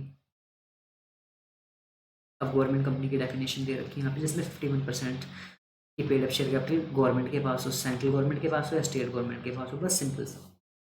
तो सिंपल सा पॉइंट है, कोई भी सरकारी कंपनी कब होगी जब 50% से ज़्यादा यानी कि 51% गवर्नमेंट कंपनी को जिसका 51% पेड ऑफ शेयर कैपिटल किसके पास है, सेंट्रल गवर्नमेंट के पास है या स्टेट गवर्नमेंट के पास, या फिर ऐसा भी हो सकता है पार्टली सेंट्रल और स्टेट गवर्नमेंट ने दोनों ने मिलकर ले रखा हो थोड़ा थोड़ा। इसके नीचे एक्सप्लेनेशन दे रखी है, ये भी सिंपल सी है। नेक्स्ट हम मूव करते हैं फॉरेन कंपनी। फॉरेन कंपनी क्या है, जो इंडिया में रजिस्टर्ड हुई वो इंडियन कंपनी, जो इंडिया से बाहर रजिस्टर्ड हुई विदेशों में वो फॉरेन कंपनी, लेकिन काम वो इंडिया में कर रही है, तभी तो उसे फॉरेन बोला जाएगा। काम वो वहीं कर रही है तो वहाँ की फॉरेन कंपनी का हमें क्या लेना। अगर अमेरिका की कोई कंपनी अमेरिका में ही काम कर रही है तो इंडिया से तो कोई मतलब ही नहीं है, हम उसको डील ही क्यों करेंगे। लेकिन वो कंपनी इंडिया में आके अगर बिजनेस करे तो हमें बताना पड़ेगा वो ऐसी कंपनी जो रजिस्टर्ड बाहर हुई है लेकिन काम इंडिया में कर रही है, that is called foreign company. It means any company और body corporate incorporate outside India, जो बाहर रजिस्टर्ड हुई है इनकॉर्पोरेट हुई है, has a place of business in India, India में उसका प्लेस है। अब चाहे वो खुद आ रही है उसका एजेंट आ रहा है, या फिजिकली आ रही है इलेक्ट्रॉनिकली, जैसे गूगल इलेक्ट्रॉनिकली ही है, फिजिकली उसने बनाए हैं सेंटर, बट मैक्सिमम काम उसका हेडक्वार्टर अमेरिका में ही है। लेकिन और भी कंपनी है जो वहाँ पर इंडिया में उसने हेड कोई ब्रांच भी नहीं बनाई। गूगल ने तो नोएडा या गुड़गांव में ब्रांचेस बना रखे, कुछ कंपनी ने ब्रांचेस नहीं बनाई, वो ऐसे ही काम करती है, ऐसे ही conduct any business activity in India और एनी अदर मैनर, किसी भी मैनर में वो कोई भी एक्टिविटी कंडक्ट करे। ओके, अब section 8 company, very very important, another important topic, formation of companies with charitable object. Section 8 company example में यहाँ पे ICAI आप लिख सकते हो, institute of chartered accountant of India. हमारा इंस्टीट्यूट खुद एक सेक्शन 8 कंपनी है जो फीस लेता है, फीस के बेस पर ही चलता है, अदरवाइज उसकी इनकम फीस ही है। Section 8 company, Section 8 of the Company Act 2000 deal with the formation of companies which are formed to promote charitable object, commerce हो, art हो, science हो, sport, education, research, social welfare, religion, charity, protection, environment वगैरह से related हो।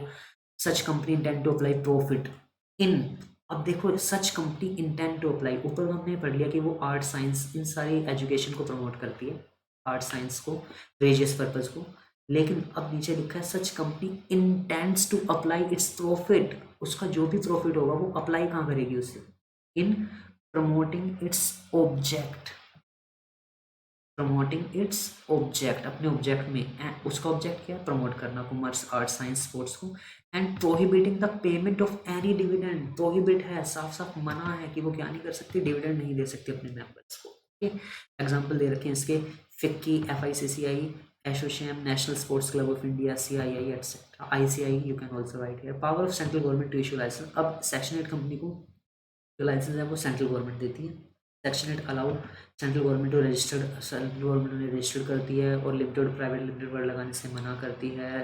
Registrar शल application दी जाएगी registrar के पास और उन्हें रजिस्टर कर दिया जाएगा, ये सिंपल से पॉइंट है। रिवोकेशन ऑफ लाइसेंस, रिवोकेशन मतलब लाइसेंस रद्द कर दिया जाएगा, कब कर दिया जाएगा, जब वो कोई ऐसा काम करे जैसे डिविडेंड देने के लिए मना करा है वो डिविडेंड दे रहे हैं, प्रॉफिट कमाकर अपने पास नहीं रखना, उसे अपनी ही एक्टिविटी में यूज़ करना है ऑब्जेक्टिव में, और ऑब्जेक्टिव में यूज़ नहीं कर रहे, यानी कि कोई भी अगर वो ऐसा काम करते हैं जो उनके सेक्शन 8 कंपनी में नहीं आता, उसके बाहर जाके करते हैं तो उसका लाइसेंस रिवोक कर देंगे।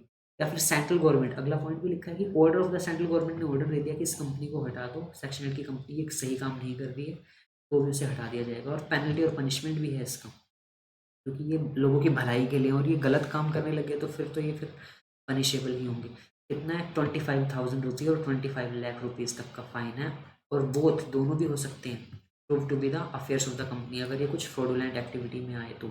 इसमें 3 साल की सज़ा है, 3 साल की सज़ा, ईयर्स, और 25 से लेके 25 लाख तक का, और 3 साल की सज़ा, ये दोनों भी हो सकते हैं। Next, section 8 company significant point, ये आप रीड कर सकते हैं, सेम वैसे ही है, सिमिलर। प्रमोट करने के लिए कॉमर्स आर्ट साइंस को requirement minimum share capital apply नहीं है, प्रॉफिट प्रमोट करेगी अपने ऑब्जेक्टिव के लिए, जो भी पैसा कमाएगी अपने बिजनेस का ऑब्जेक्टिव ही करना है, उसका ऑब्जेक्टिव क्या है, प्रमोट करना आर्ट साइंस कॉमर्स चैरिटी को। डिक्लेयर नहीं करेगी कोई डिविडेंड अपने मेंबर को, कोई प्रॉफिट नहीं बांटेगी। अंडर स्पेशल लाइसेंस मिलता है इसे सेंट्रल गवर्नमेंट से। Need not to use the word limited और प्राइवेट लिमिटेड नहीं लगाएगी। नेक्स्ट पॉइंट में लिखा है ये वर्ड लिमिटेड या प्राइवेट लिमिटेड का यूज नहीं करेगी। लाइसेंस को रिवोक कर सकती है अगर कंडीशन कॉन्ट्रावीन करे, वही पॉइंट जो ऊपर कंडीशन लिखी थी, गवर्नमेंट ने जो जो कंडीशन बताई है सेक्शन 8 की, अगर उसे कॉन्ट्रावीन किया तो लाइसेंस कैंसिल रिवोक हो जाएगा। रिवोकेशन पे देखो क्या किया जाएगा, ऑन रिवोकेशन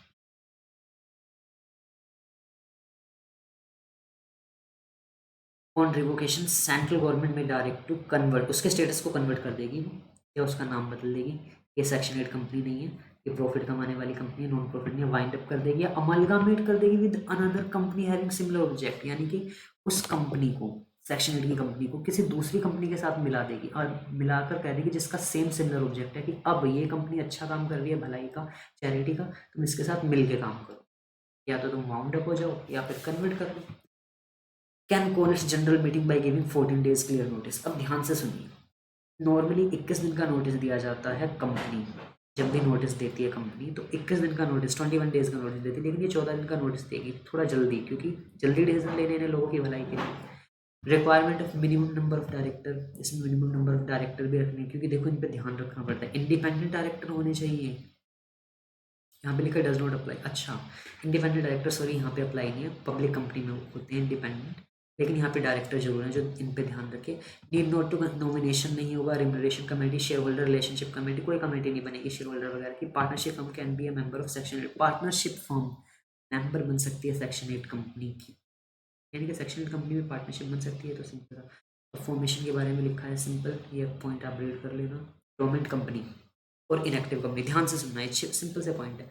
डोरमेंट कंपनी मतलब ऐसी कंपनी जो इनएक्टिव कंपनी ही होती है नॉर्मली, सेक्शन 455। ध्यान से एक एग्जांपल सुनना, मान लो मुझे फ्यूचर में कंपनी खोलनी है और उसके लिए बहुत ज़्यादा लैंड चाहिए, फ्यूचर में खोलनी है और लैंड चाहिए, और लैंड फ्यूचर में महंगी हो जाएगी, मुझे ऐसे ही एक्सपेक्टेशन है, और अभी प्रेजेंट में लैंड बहुत सस्ती मिल रही है, लेकिन कंपनी तो मुझे फ्यूचर में खोलनी है 2-3 साल बाद, और पैसा भी तब तक मेरे पास हो जाएगा, और लैंड अभी मिल रही है सस्ती, तो मैं लैंड लेकर रख सकता हूँ। अब लैंड अगर मैं लूँगा अपने नाम पर, तो अपने नाम पर लैंड लेने से अच्छा है कंपनी के नाम पर लिया जाए, क्योंकि कंपनी के नाम पर जब भी हम कोई खर्चा करते हैं, एक्सपेंस करते हैं, उसका रिकॉर्ड होगा एक्सपेंस का, और प्रॉफिट में बेनिफिट मिलेगा, क्योंकि खर्चों को अलग दिखाया जाएगा, और कंपनी के नाम पर ही हम अगर सारे डॉक्यूमेंट्स इशू करते हैं, कंपनी के नाम पर ही लेना चाहिए, कॉमन सील होती है उसकी।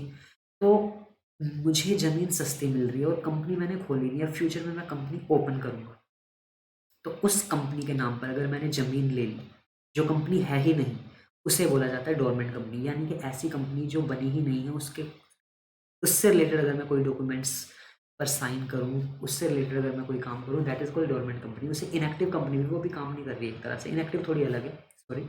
Where a company is formed and registered under this act and for future project के लिए hold and assets, assets hold कर रही है, इंटेलेक्चुअल प्रॉपर्टी ले रही है, एसेट्स ले रही है, या कोई कॉपीराइट वगैरह करे, and has no significant accounting transaction, कुछ ट्रांजेक्शन ही नहीं करी उसने आज तक, कुछ सेल परचेज नहीं करा, सच एज अ कंपनी, उसे इनएक्टिव कंपनी भी कहा जाता है। May make an application to register in such a manner as may be prescribe obtaining status of dormant company, तो वो डोरमेंट कंपनी बन सकती है। ओके, अब इनएक्टिव कंपनी जो डोरमेंट कंपनी के जैसी ही है, ध्यान से देखिए इसे। Inactive company means a company which has not been carrying on any business operation, कोई बिजनेस ऑपरेशन नहीं कर रहा, यहाँ पर भी लिखा था कोई अकाउंटिंग ट्रांजेक्शन नहीं है, और has not made any significant accounting transaction नहीं करी ड्यूरिंग द लास्ट 2 ईयर, यहाँ पे बस 2 ईयर की कंडीशन दे दी, ऊपर कोई 2 ईयर की कंडीशन नहीं है। Has not filed, financial statement भी फाइल नहीं करे पिछले 2 साल से, तो वो इनएक्टिव कंपनी है।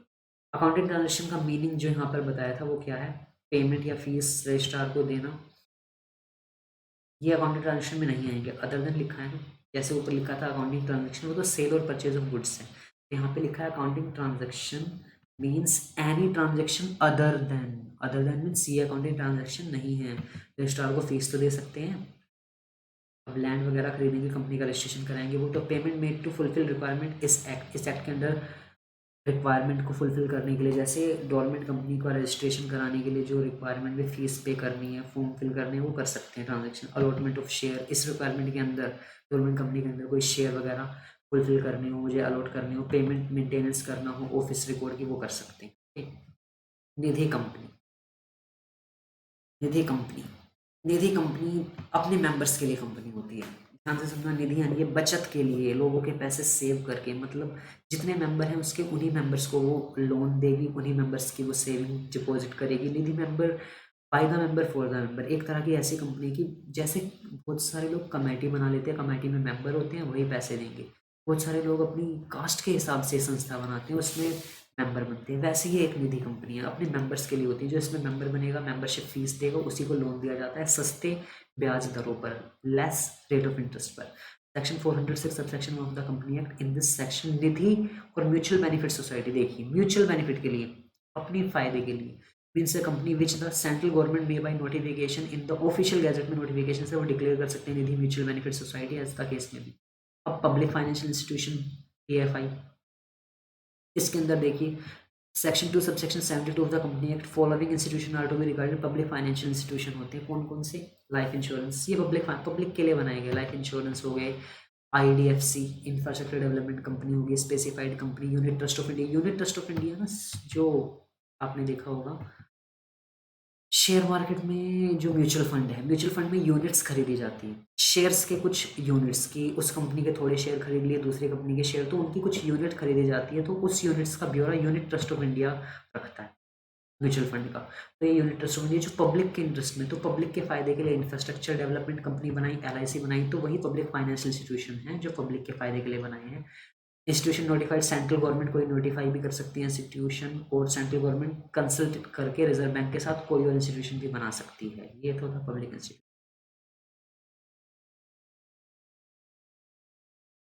नेक्स्ट है condition for institution notified PFI. PFI की कुछ कंडीशन दे रखी है, आप रीड कर लेना है। इट इज़ नॉट इम्पोर्टेंट, लेकिन रीड जरूर कर लेना, because everything is important condition, but not for fast track. Mode of registration incorporation, company के इनकॉर्पोरेशन के लिए रजिस्ट्रेशन में, ये भी आप रीड कर लेना, not so important but important. Formation, company के फॉर्मेशन के लिए पब्लिक कंपनी में 7 मेंबर, प्राइवेट में 2, ये तो आपको पता है। इनकॉर्पोरेशन ऑफ अ कंपनी के इनकॉर्पोरेशन में क्या होता है? Filing of document incorporation with the registrar, registrar के साथ। हाँ, ये भी आप रीड कर सकते हैं, ज़्यादा टफ नहीं है। Filing of document and formation of the registrar, हम डॉक्यूमेंट को फाइल करेंगे। देखिए, जब भी कंपनी का रजिस्ट्रेशन होगा तो डॉक्यूमेंट तो फाइल करने होगा आपको, न कंपनी का नाम लिखना होगा, एड्रेस लिखना होगा, कितनी फीस है, कितने मेंबर है, और कितना कितना उसमें कैपिटल कंट्रीब्यूट किया गया है। तो ये तो डॉक्यूमेंट की फाइलिंग तो होगी, सबसे पहला स्टेप।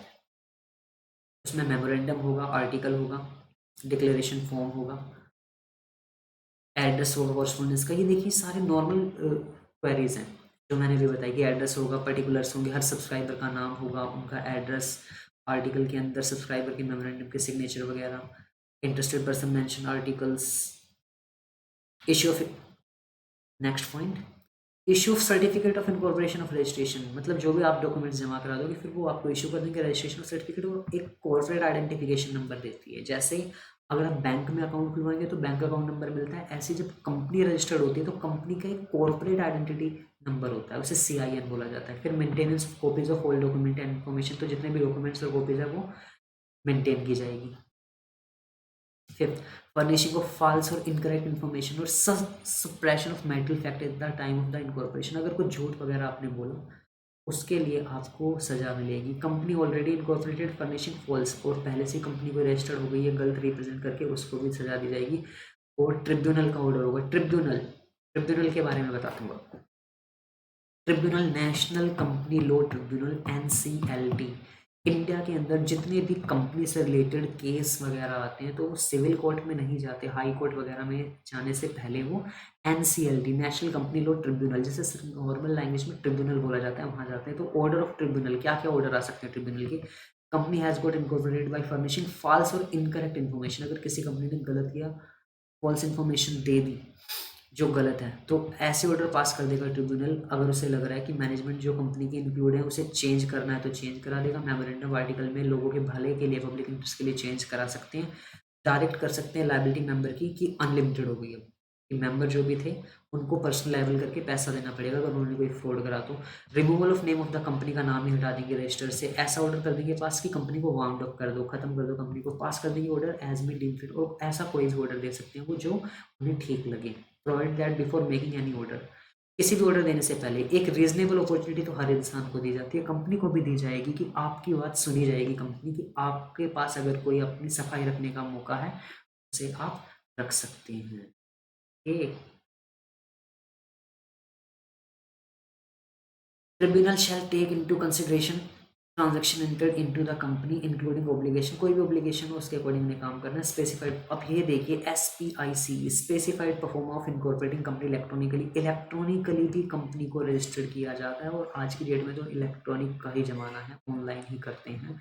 तो SPICE क्या है? Simplified form of for incorporating company electronically, कि हम कंपनी को इलेक्ट्रॉनिकली इनकॉर्पोरेट कर सकते हैं। तो इफेक्ट ऑफ रजिस्ट्रेशन का इफेक्ट क्या होगा? रजिस्ट्रेशन का इफेक्ट होगा सेक्शन 9 में लिखा गया है, effect of registration of a company की जब कंपनी इनकॉर्पोरेट हो जाएगी तो वो एक सेपरेट पर्सन होगी और सेपरेट पर्सन अपने नाम पर डील कर सकती है। ये सारे इफेक्ट दे रखे हैं इसके, जो कि बहुत ईजी है, इतने टफ नहीं है, you can read it by yourself. Effect of memorandum and article का इफेक्ट और मेमोरेंडम का क्या इफेक्ट होगा, जो भी इन पे साइन करेगा वो उसके मेंबर होंगे। Classification of capital, capital classification, authorise nominal registered capital, ये वो कैपिटल होती है जिससे ज़्यादा, ये सबसे मैक्सिमम अमाउंट होता है कैपिटल का, इससे ज़्यादा अमाउंट पर शेयर इश्यू नहीं किए जा सकते। तो नॉमिनल ऑथराइज और registered capital is the capital, इसका मेन पॉइंट याद रखना आपको, maximum amount of share capital of the company, okay, जो रजिस्ट्रेशन के टाइम पर लिखवाई जाती है। इशूड कैपिटल, जो जितने पैसों की हमें जरूरत है, time to time company time to time subscription के लिए इशू करती रहती है। आपको एक एग्जांपल देता हूँ अभी करंट का, पेटीएम एक कंपनी है जो अभी उसे अमाउंट की जरूरत है, तो वो अपनी कैपिटल इशू कर रही है आईपीओ के थ्रू, इनिशियल पब्लिक ऑफर, तो वो 22,000 करोड़, 21,800 करोड़ का सबसे बड़ा आईपीओ लॉन्च करने जा रही है, नवंबर के अराउंड लॉन्च। पेटीएम बहुत बड़ी कंपनी है, इसमें वरुण बफे ने भी हम पैसे लगाए हैं, अपने शेयर 2% शेयर होल्डिंग है, और अलीबाबा डॉट कॉम का तो काफ़ी ज़्यादा शेयर है, 27% के अराउंड, जो Chinese company Alibaba dot com, जिसके फाउंडर हैं जैक मा, चाइना के रिचेस्ट पर्सन।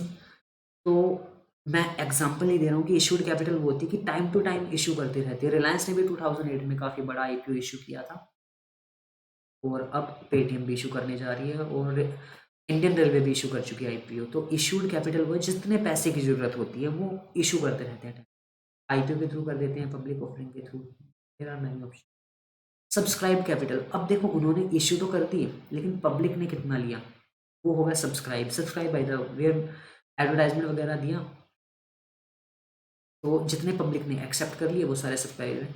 अगर कोई डिफॉल्ट या कोई गलती करता है डिफॉल्ट, तो यहाँ पे पेनल्टी भी 10,000 से 5,000 दे रखी। Called up capital, called up जितनी कॉल की गई, देखो सब्सक्राइब में लिखा है as part of the capital which is for the time being subscribe by the member of the company, company के मेंबर ने सब्सक्राइब कर दिया। कॉल्ड अप में लिखा है as a part of the capital which has been called for payment, payment कितने की गई, जैसे 22,000 करोड़ में से सब्सक्राइब कर लिया उन्होंने पूरा 22, लेकिन पेमेंट 20 की करी, 2,000 करोड़ तो अभी रह रहे हैं। Called up, paid up, paid up मतलब जितना दे दिया उन्होंने, जो क्रेडिट हो गए हैं as a part of the share capital. अब शेयर की डेफिनेशन दी गई है, let's move to the shares. Nature of shares क्या है, शेयर्स एक स्मॉल पार्ट होता है, शेयर नाम से दिख रहा है अंश। Section 2 subsection 84 of the company define that the term in which means a share in the share capital company and include a stock, बस स्टॉक, कंपनी के जो बहुत सारे स्टॉक हैं, बहुत सारे उसके पास जो इंस्ट्रूमेंट है, उसके छोटे छोटे जो हिस्से होते हैं, जैसे कंपनी के पास 10 लाख रुपए हैं, अब 10 लाख को अगर 10 पार्ट में करेंगे तो 1 लाख रुपए का एक शेयर हो गया। वर्कशेयर हाथवे जो वरुण बफेट की कंपनी है, वरुण बफेट की 2 करोड़ के अराउंड उसका शेयर है, उन्होंने ज़्यादा डिवाइड ही नहीं करा अपने शेयर्स को। तो किसी कंपनी के शेयर छोटे पार्ट में डिवाइड होते हैं तो छोटे छोटे हिस्से हो जाते हैं, होता वो अमाउंट कैपिटल का ही है, कैपिटल के अमाउंट के छोटे छोटे टुकड़े कर देना ही शेयर है। Share interest in the company आपने रीड कर लेना, ये छोटे छोटे पॉइंट्स हैं। शेयर मूवेबल प्रॉपर्टी है, ट्रांसफर हो सकते हैं, जो चीज़ें ट्रांसफर हो सकती है वो मूवेबल है। शेयर शैल बी नंबर, उन पे नंबर लिखा होता है शेयर्स पे, पुराने टाइम पे जो भी फिजिकल शेयर थे उन पे नंबर कोटेड होते थे, आज के टाइम पर वो इलेक्ट्रॉनिकली है, इलेक्ट्रॉनिकली डेट के अकॉर्डिंग असाइन किए जाते हैं कि किस डेट को आपने कितना शेयर कितने प्राइस पर खरीदा था, अलॉट कितने किए गए थे, मार्केट प्राइस क्या था, काइंड ऑफ शेयर कैपिटल। अब इक्विटी शेयर वोटिंग राइट के साथ और डिफरेंशियल वोटिंग राइट, देखो वोटिंग राइट सबका एक ही होता है नॉर्मली, वोटिंग राइट की एक पर्सन है एक वोट, लेकिन जिसके पास एक शेयर है एक वोट, ये वोट हो गया इक्विटी शेयर के अकॉर्डिंग। लेकिन डिफरेंशियल वोटिंग राइट भी होते हैं, कुछ महंगे शेयर हैं, एक शेयर लिया तो 2 वोटिंग राइट, ऐसे शेयर भी होते हैं। एग्जाम्पल 7 आप रीड कर लेना, टाटा मोटर्स का प्रैक्टिकल एग्जाम्पल है। टाटा शेयर्स के पास डिफरेंशियल वोटिंग राइट के शेयर भी हैं, जिसका पॉपुलरली नाम है DVR, differential voting right shares. You can search this on internet also, right on the Google that differential voting right share of Tata.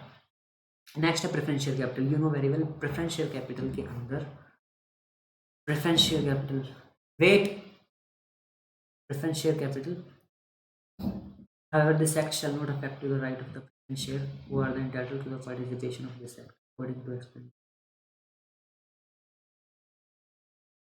Preference share capital, you can read it, equity share capital, wait, moment.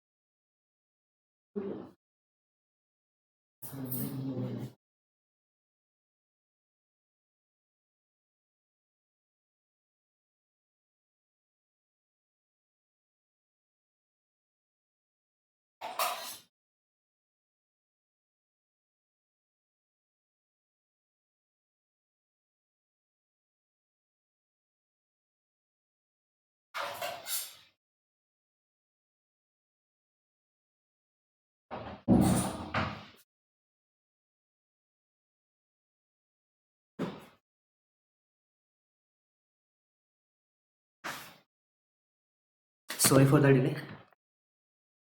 I'm sorry for the delay. You can skip this point. थोड़ा सा मुझे my mom was calling actually. Okay, हम थे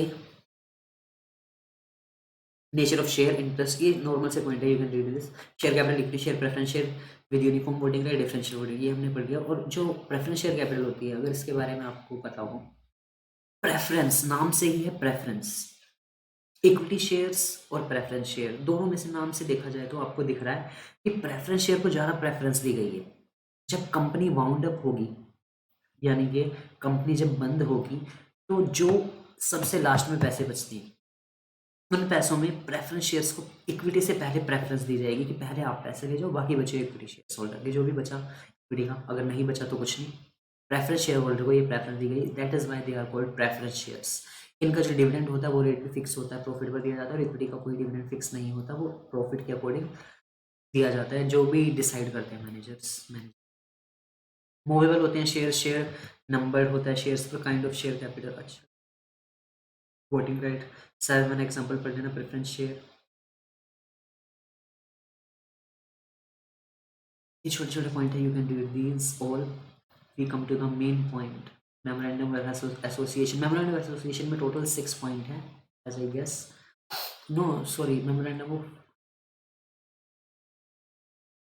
में 7 point है। Article of association क्या है? Article of association, memorandum of association and article of association, ये दोनों ही कंपनी के मेन डॉक्यूमेंट है। The memorandum of association of a company in fact is a charter. It define it's constitution and the scope of the power. Main point, this is the main definition. It define it's constitution and the scope of the power. Power का scope इसी के अंदर होता है। और constitution यानी कि rule, जैसे भारत के संविधान, कॉन्स्टिट्यूशन लिखा गया हमारे संविधान में, ठीक इसी तरह से कंपनी के संविधान में रूल रेगुलेशन सारे इसमें लिखे गए। जैसे भारत का रूल रेगुलेशन हमारे आर्टिकल में लिखा है, ऐसे ही इसमें एसोसिएशन में, आर्टिकल ऑफ एसोसिएशन में लिखा गया। मेमोरेंडम ऑफ एसोसिएशन के अंदर ये सारी चीज़ें हैं। It is normally called, it is foundation which the एडिफाइज the company built. Company जिसके ऊपर बनी हुई है, ये वही आर्टिकल है जिसे मेमोरेंडम ऑफ एसोसिएशन लिखा हुआ है। Article of association is the common name for it. इसमें टेबल दे रखी है ABCDE, आप इसे देखेंगे तो इसके अंदर कुछ पॉइंट्स दिए गए। कंटेंट ऑफ मेमोरेंडम, ये जो मेमोरेंडम है ये इंपॉर्टेंट है। आर्टिकल के अंदर रूल होते हैं, और ये जो मेमोरेंडम है इसके अंदर नेम क्लोज, मैंने ऐसी क्लास में शायद आपको कराया था, आप उसमें से देख लेना। Registered office close, object close, इसको रीड कर लेना, बहुत सिंपल है। Liability close, capital close and association close. तो ये टोटल 6-7 पॉइंट है अराउंड।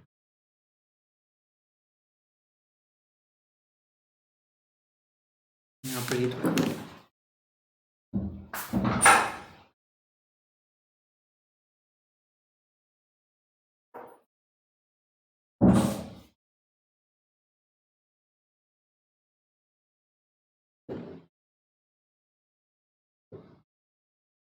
जो important points है doctrine of ultra vires, that is the very important point, many times asked in the examination. This is very important, doctrine of ultra vires.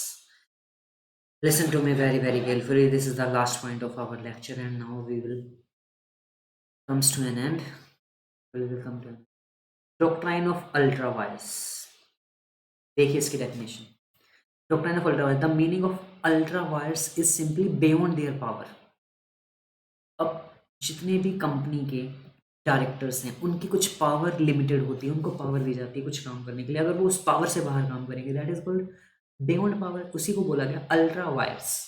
Ultra vires beyond power, अगर अपनी power से बाहर कोई काम करे तो उसे अल्ट्रा वायर्स कहते हैं। The legal phrases ultra vires applicable only to act done in excess of legal power, जितनी लीगल पावर की गई है अगर उससे ज़्यादा पे किसी ने काम कर लिया तो अल्ट्रा वायर्स मिलेगा। फॉर एग्जाम्पल कंपनी के डायरेक्टर्स को कहा गया था कि आप जब सेल कराएंगे मैनेजर के थ्रू किसी भी गुड्स की तो आपको 10,000 क्वांटिटी बेचनी है 10,000 रुपये की, इससे सस्ते में नहीं बेचनी, 10,000 क्वांटिटी 10,000 रुपये की for example.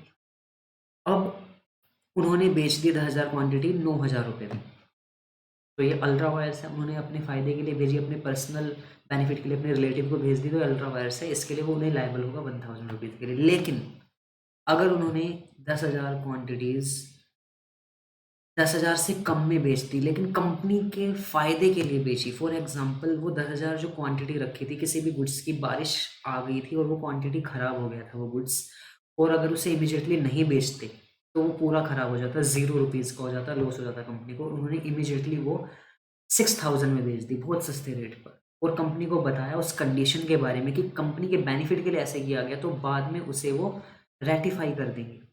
Ratify means subsequent approval दे देंगे, बाद में अप्रूवल दे दी जाएगी कि आपने जो करा है कंपनी के बेनिफिट के लिए किया गया, it is approved. Ultra vires तो है but it can be ratified, वो रेटिफाई हो सकता है, बाद में उसे अप्रूवल मिल सकती है। लेकिन अगर आपने अपने फ़ायदे के लिए किया है, कंपनी का कोई फ़ायदा नहीं था, तो आपको उसके लिए लायबल ठहराया जाएगा। ओके, तो अल्ट्रा वायर्स पता लग गया, क्लियर हो गया। तो इसमें एक एग्जाम्पल दे रखा है 8, आप इसे रीड कर लेना, it is not very tough. इसके आगे का जो पॉइंट है 8 पॉइंट, आर्टिकल ऑफ एसोसिएशन, इसके अंदर रूल एंड रेगुलेशन है, जो मैंने सॉरी उसमें मेमोरेंडम में बता दिए थे रूल एंड रेगुलेशन, वो इसमें होते हैं। Contain regulation, inclusion of matters, contain provision for entrenchment, manner of inclusion entrenchment provision, ये छोटे मोटे रीड कर लेना, note so important. Notice of registered to the entrenchment provision, form of article, model article, company registered, इनके main 2-3 points आप अच्छे से read कर लेना। अब यहाँ पे ये थोड़े पॉइंट्स देख लेते हैं बस। की डिफरेंस बिटवीन मेमोरेंडम और आर्टिकल में डिफरेंस, ऑब्जेक्टिव, मेमोरेंडम का ऑब्जेक्टिव और रिलेशन, अल्ट्रेशन और अल्ट्रा वायर्स, इनको रीड कर लेना बस आप। Last and doctrine of indoor management, I am getting exhausted that's why I am running fast. Doctrine of indoor management, doctrine of indoor management, the last and very important topic. Indoor management के बारे में सोचिए। Doctrine means होता है principal, ध्यान से सुनना, doctrine means principle. Indoor management company के इंटरनल मैनेजमेंट, कंपनी के अंदर जितनी भी मैनेजमेंट हो रही है उसके बारे में कंपनी के इंटरनल मेंबर्स को ही पता होता है, बाहर के किसी पर्सन को नहीं पता होता कि कंपनी के इंडोर मैनेजमेंट में क्या चल रहा है। तो अगर कोई पर्सन बाहर से आता है और कंपनी से डील करेगा तो इंडोर मैनेजमेंट के बारे में उसे कुछ नहीं पता होगा कि क्या चल रहा है, तो वो कंपनी के लिए लायबल नहीं होगा। क्लियर है। अब ऊपर टॉपिक का नाम लिखा है indoor management, doctrine of principle of indoor management, लेकिन नीचे डिफाइन किया गया है कंस्ट्रक्टिव नोटिस को। ध्यान से देखिए, कंस्ट्रक्टिव नोटिस, और कंस्ट्रक्टिव नोटिस अलग है इंडोर मैनेजमेंट से। अब कंस्ट्रक्टिव नोटिस क्या कहता है, इंडोर मैनेजमेंट तो मैंने बताया कि कंपनी के इंटरनल मैनेजमेंट को बोलते हैं, उसका प्रिंसिपल है कि कंपनी के अंदर ऑफिस में, उसके कंपनी के अंदर जो जो मैनेजमेंट है वो तो कंपनी के मैनेजमेंट के लोगों को पता है। बाहर का कोई पर्सन, मुझे क्या पता कि रिलायंस में क्या हो रहा है, I am not the member of the Reliance, I am not the part of the management of Reliance company, तो मैं बाहर का मेंबर हूँ। अगर मैं रिलायंस के साथ कोई डील करता हूँ, कोई शेयर परचेज करना, डिवेंचर परचेज करना, प्रॉपर्टी रिलेटेड कुछ भी, तो मुझे इंटरनल मैनेजमेंट नहीं पता, that is called doctrine of indoor management. Indoor management internal management को ही पता होती है। लेकिन अब अगला पॉइंट है डॉक्ट्राइन ऑफ कंस्ट्रक्टिव नोटिस, इसे ध्यान से देखना। डॉक्ट्राइन यानी कि प्रिंसिपल, कंस्ट्रक्टिव नोटिस का। अब कंस्ट्रक्टिव नोटिस के अंदर ये बताया गया है कि कोई भी पर्सन आउटसाइडर, बाहर से आने वाला, अगर कंपनी से डील कर रहा है, जैसे मैं टाटा के साथ कोई डील कर रहा हूँ, टाटा की मुझे टाइटन कंपनी ही अच्छी लग रही है, मैं कंपनी को ही खरीदने जा रहा हूँ, तो मैं टाटा के जो मेन ओनर हैं, जो बेच सकते हैं उसे, उन्हीं से बात करूंगा, रतन टाटा से बात करूंगा। अगर मैं टाटा की टाइटन को खरीदना है, ऐसा थोड़ी है कि मैं उनके अकाउंटेंट के पास चला जाऊँ और टाइटन कंपनी खरीदने की बात करूँ। अकाउंटेंट के पास तो बहुत छोटे लेवल का काम होता है, सेल परचेज का, इंट्रीज का। सीनियर अकाउंटेंट के पास भी इतना काम नहीं होता, तो छोटे अकाउंटेंट के पास क्या होगा। तो डॉक्ट्राइन ऑफ कंस्ट्रक्टिव नोटिस को ध्यान से समझना कि प्रिंसिपल है ये कंस्ट्रक्टिव नोटिस का, जो ये कहता है कि कोई भी आउटसाइडर अगर कंपनी के साथ डील कर रहा है, तो उसे कंपनी के मेमोरेंडम के बारे में, आर्टिकल के बारे में और इम्पोर्टेंट डॉक्यूमेंट प्रोस्पेक्टस के बारे में नॉलेज होनी चाहिए। अगर मैं टाटा कंपनी से डील कर रहा हूँ, शेयर खरीद रहा हूँ, तो प्रोस्पेक्टस तो नॉर्मल सी बात है, मैं पढ़ूंगा कि कितने में शेयर वो इशू कर रहे हैं। जैसे अभी पेटीएम शेयर इशू करेगा आईपीओ में, तो मैं उसको प्रोस्पेक्टस पढ़ूंगा कि कंपनी के पास कितनी एसेट्स है, कितनी लायबिलिटी है और फ्यूचर की ग्रोथ हो सकती है, तभी तो मैं शेयर खरीदूंगा। आँख बंद करके नहीं खरीदे जाते शेयर्स। अगर मैं टाटा से उसकी टाइटन कंपनी खरीदूंगा, तब भी मैं उसके मेमोरेंडम और आर्टिकल को पढ़ूंगा। अगर मैं जॉब करने के लिए जाऊंगा टाटा कंपनी में, तो मैं भी ये देखूंगा ना कि वो कितनी सैलरी पे करती है, उसके डॉक्यूमेंट्स देखूंगा, हायरिंग के उसके प्रोस्पेक्टस को देखूंगा कि वो हायर कितने अमाउंट में करते हैं। तो कंस्ट्रक्टिव नोटिस ये बताते हैं कि कोई भी आउटसाइडर अगर कंपनी के साथ डील करेगा, ट्रांजैक्शन करेगा, तो उसे कंपनी के मेमोरेंडम, आर्टिकल और प्रोस्पेक्टस की, नॉर्मल डॉक्यूमेंट्स की नॉलेज होगी। और मेमोरेंडम, आर्टिकल्स ये सब हम अवेलेबल करा सकते हैं, रजिस्ट्रार में जाकर ले भी सकते हैं, नॉमिनल फीस देकर हम ऑनलाइन भी इनको पढ़ सकते हैं कंपनी से, अगर हम डील कर रहे हैं तो। ओके। और प्रोस्पेक्टस भी मिल जाता है कंपनी का इजीली। कुछ प्रोस्पेक्टस तो फ्री ऑफ कॉस्ट ही मिलते हैं, मैक्सिमम प्रोस्पेक्टस, शेल्फ प्रोस्पेक्टस वगैरह। अब ध्यान से सुनिए। तो डॉक्ट्राइन ऑफ कंस्ट्रक्टिव नोटिस ने यह कहा कि कंपनी के साथ कोई भी पर्सन अगर डील कर रहा है, तो उसे नॉलेज होगी कंपनी के बारे में। अब अगर मैंने कंपनी के साथ डील करी और मुझे कंपनी के बारे में नॉलेज है, ऐसा कंपनी वालों ने मान रखा है, लेकिन मैंने उसके डॉक्यूमेंट्स नहीं पढ़े, तो मैं ही लायबल हूँगा, कंपनी लायबल नहीं होगी। ये लिखा है कंस्ट्रक्टिव नोटिस में। तो इसका मतलब ये हुआ आउटसाइडर से कंपनी को बचाया जा रहा है कंस्ट्रक्टिव नोटिस में। आउटसाइडर से कंपनी को सेव किया जा रहा है कि आउटसाइडर को पढ़कर आना है, जो भी पढ़कर वो आएगा। ओके। अब यहाँ पे कंस्ट्रक्टिव नोटिस मीन्स जो लिखा हुआ है वो देखते हैं। Weather person read the document और नोट, पर्सन डॉक्यूमेंट पढ़े या ना पढ़े, ही इज प्रेज्यूम्ड, मान लिया जाएगा, टू हैव नॉलेज की, उसे नॉलेज है कंटेंट ऑफ द डॉक्यूमेंट्स की। He is not only presumed to have read the document, उसने डॉक्यूमेंट ही नहीं पढ़े, बट ऑल्सो अंडरस्टूड, उसे वो समझ भी गया। They have in their true prospective, सच्चे मन से। Every person dealing with the company not only constructive notice of the memorandum and article, वो सिर्फ मेमोरेंडम और आर्टिकल ही नहीं पढ़ेगा, ध्यान से देखो, मेमोरेंडम और आर्टिकल ही नहीं पढ़ेगा, but also all the other related documents भी पढ़ेगा। जैसे मैं जॉब के लिए जा रहा हूँ, तो जॉब प्रोस्पेक्टस, जॉब लेटर या जॉब की रिक्वायरमेंट उनकी देखूंगा, जो उन्होंने ऑफर लेटर में दी है, जो उन्होंने एडवर्टीजमेंट में दी है। स्पेशल रेजोल्यूशन देखने पड़ेंगे उनके, विच आर रिक्वायर्ड, जो रिक्वायर्ड हैं to be registered with the registrar. तो ये चीज़ें मुझे देखनी पड़ेगी, दैट्स इट। तो कंस्ट्रक्टिव नोटिस कंपनी को सेव कर रहा है आउटसाइडर से, who is dealing with the company, that's it. अब अगर कोई भी गलत मिसअंडरस्टैंडिंग होती है कंपनी और आउटसाइडर के बीच, तो आउटसाइडर को लायबल ठहराया जाएगा on the behalf of, on the basis of constructive notice. If a person inter into a contract which is beyond the power of the company, अब कंपनी की पावर से बाहर है, मैंने अकाउंटेंट से ही टाइटन कंपनी को खरीदने की डील कर ली, और अकाउंटेंट की तो पावर में ही नहीं था उसको बेचना, उसने बेच भी दिया, फ्रॉड कर दिया मेरे साथ और वो भाग गया पैसे लेकर, तो उसके लिए मैं लायबल हूँ। Accountant is not liable because I should have the knowledge of the company's memorandum and article, that who is the owner of the company, who can sell the company. Okay, as defined in the memorandum or outside the authority of directors as memorandum or article, he cannot acquire any right under the contract against the company. तो किसके पास, directors के पास right है या नहीं, ये लिखा हुआ है, हम उसको पढ़कर डील कर सकते हैं। Okay.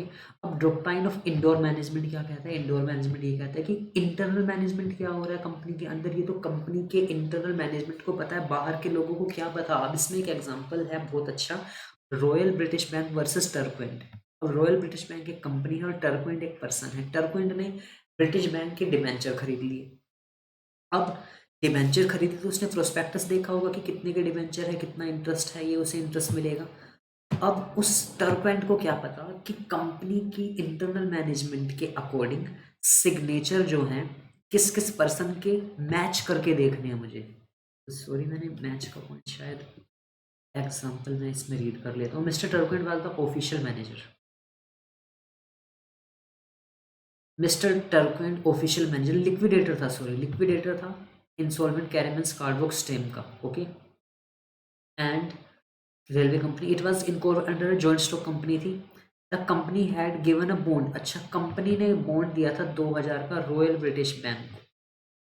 Company had given a bond 2000 pound का रॉयल ब्रिटिश बैंक को, which secured the companies drawing on the current account, जो सिक्योर थे कंपनी के ड्रॉइंग में करंट अकाउंट में। The bond was under the company की सील लगी हुई थी उस पर, साइन बाई, हाँ सेम है वही जो मैं बता, sign by two director and secretary. अब देखिए कंपनी के मेमोरेंडम में अगर लिखा है कि अगर डिवेंचर इशू करेंगे तो डायरेक्टर और सेक्रेटरी के साइन होंगे, 2 डायरेक्टर और सेक्रेटरी के साइन, इतना लिखा है तो इतनी इन्फॉर्मेशन तो कोई भी पर्सन ले सकता है जो कि कंस्ट्रक्टिव नोटिस के अकॉर्डिंग सही भी है। लेकिन इंटरनल मैनेजमेंट में जाकर देखना पड़ेगा कि डायरेक्टर के सिग्नेचर कैसे हैं, सेक्रेटरी के सिग्नेचर कैसे हैं। अगर सेक्रेटरी ने फोर्स डायरेक्टर के साइन कर दिए तो इसका पता तो इंटरनल मैनेजमेंट से ही पता लगेगा, और यहाँ पर ऐसा ही हुआ था। आगे लिखा है when the company was sued, it alleged that under the registered deed, जो भी registered deed थी of settlement, the article of association, directors only had power to borrow up an amount authorized of a company resolution. Sorry, इसके ऊपर एक question exam में भी आया हुआ है।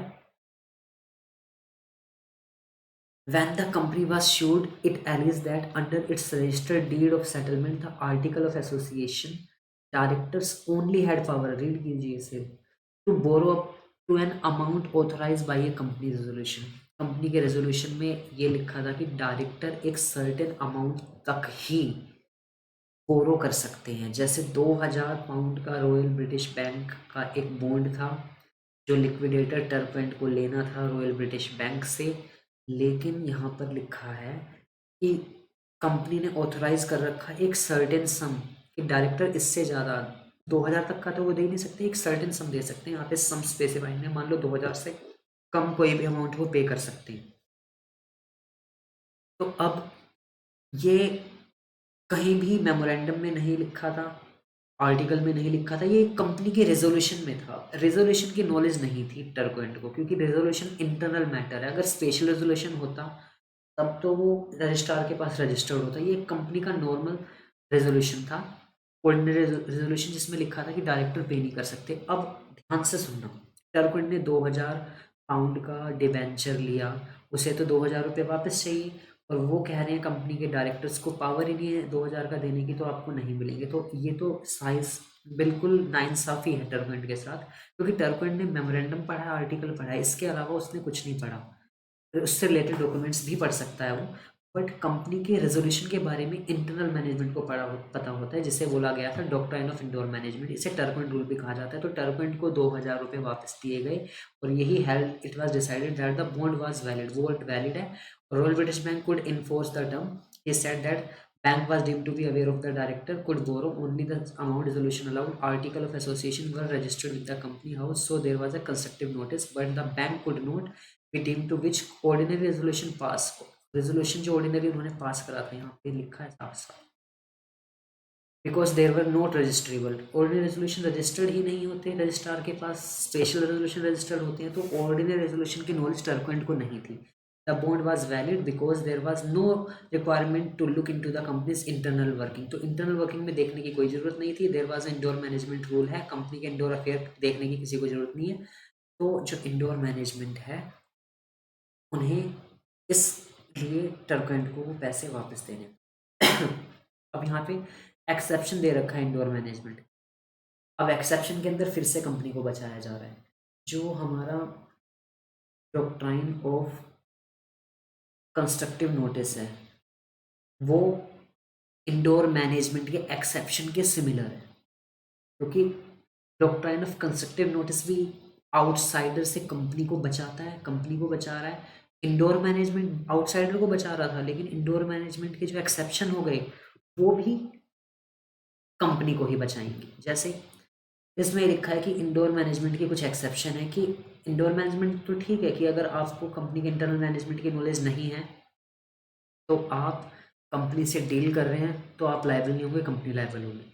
लेकिन एक्सेप्शन में ये लिखा है कि आप ही लायबल होंगे अगर एक्चुअल और constructive knowledge of irregularity, company में कुछ इरेगुलर हो रहा था, कुछ इतना इरेगुलर था जिसे आप देखकर पहचान सकते हो कि ये तो फ्रॉड है सरासर, तब उसके लिए आप ही लायबल होंगे, कंपनी लायबल नहीं होगी। First point you can read that. Suspicion irregularity, आपको पता है कि सस्पिशन है मतलब कोई भी देखकर डाउट पता लगा सकता है। आनंद बिहारी लाल वर्सेस दिनशा बनर्जी, ये अकाउंटेंट वाला केस है। आनंद बिहारी लाल अकाउंटेंट था और उसने बेच दी कंपनी, दिनशा ने खरीद भी ली तो दिनशा को नहीं खरीदनी चाहिए थी वो कंपनी।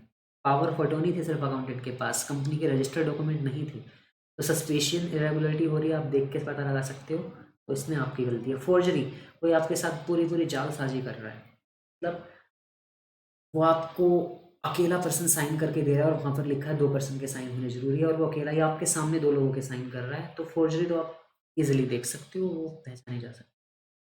दैट्स इट, तो ये था हमारा रूल और हमारी क्लास हो गई over. Thanks guys to listening.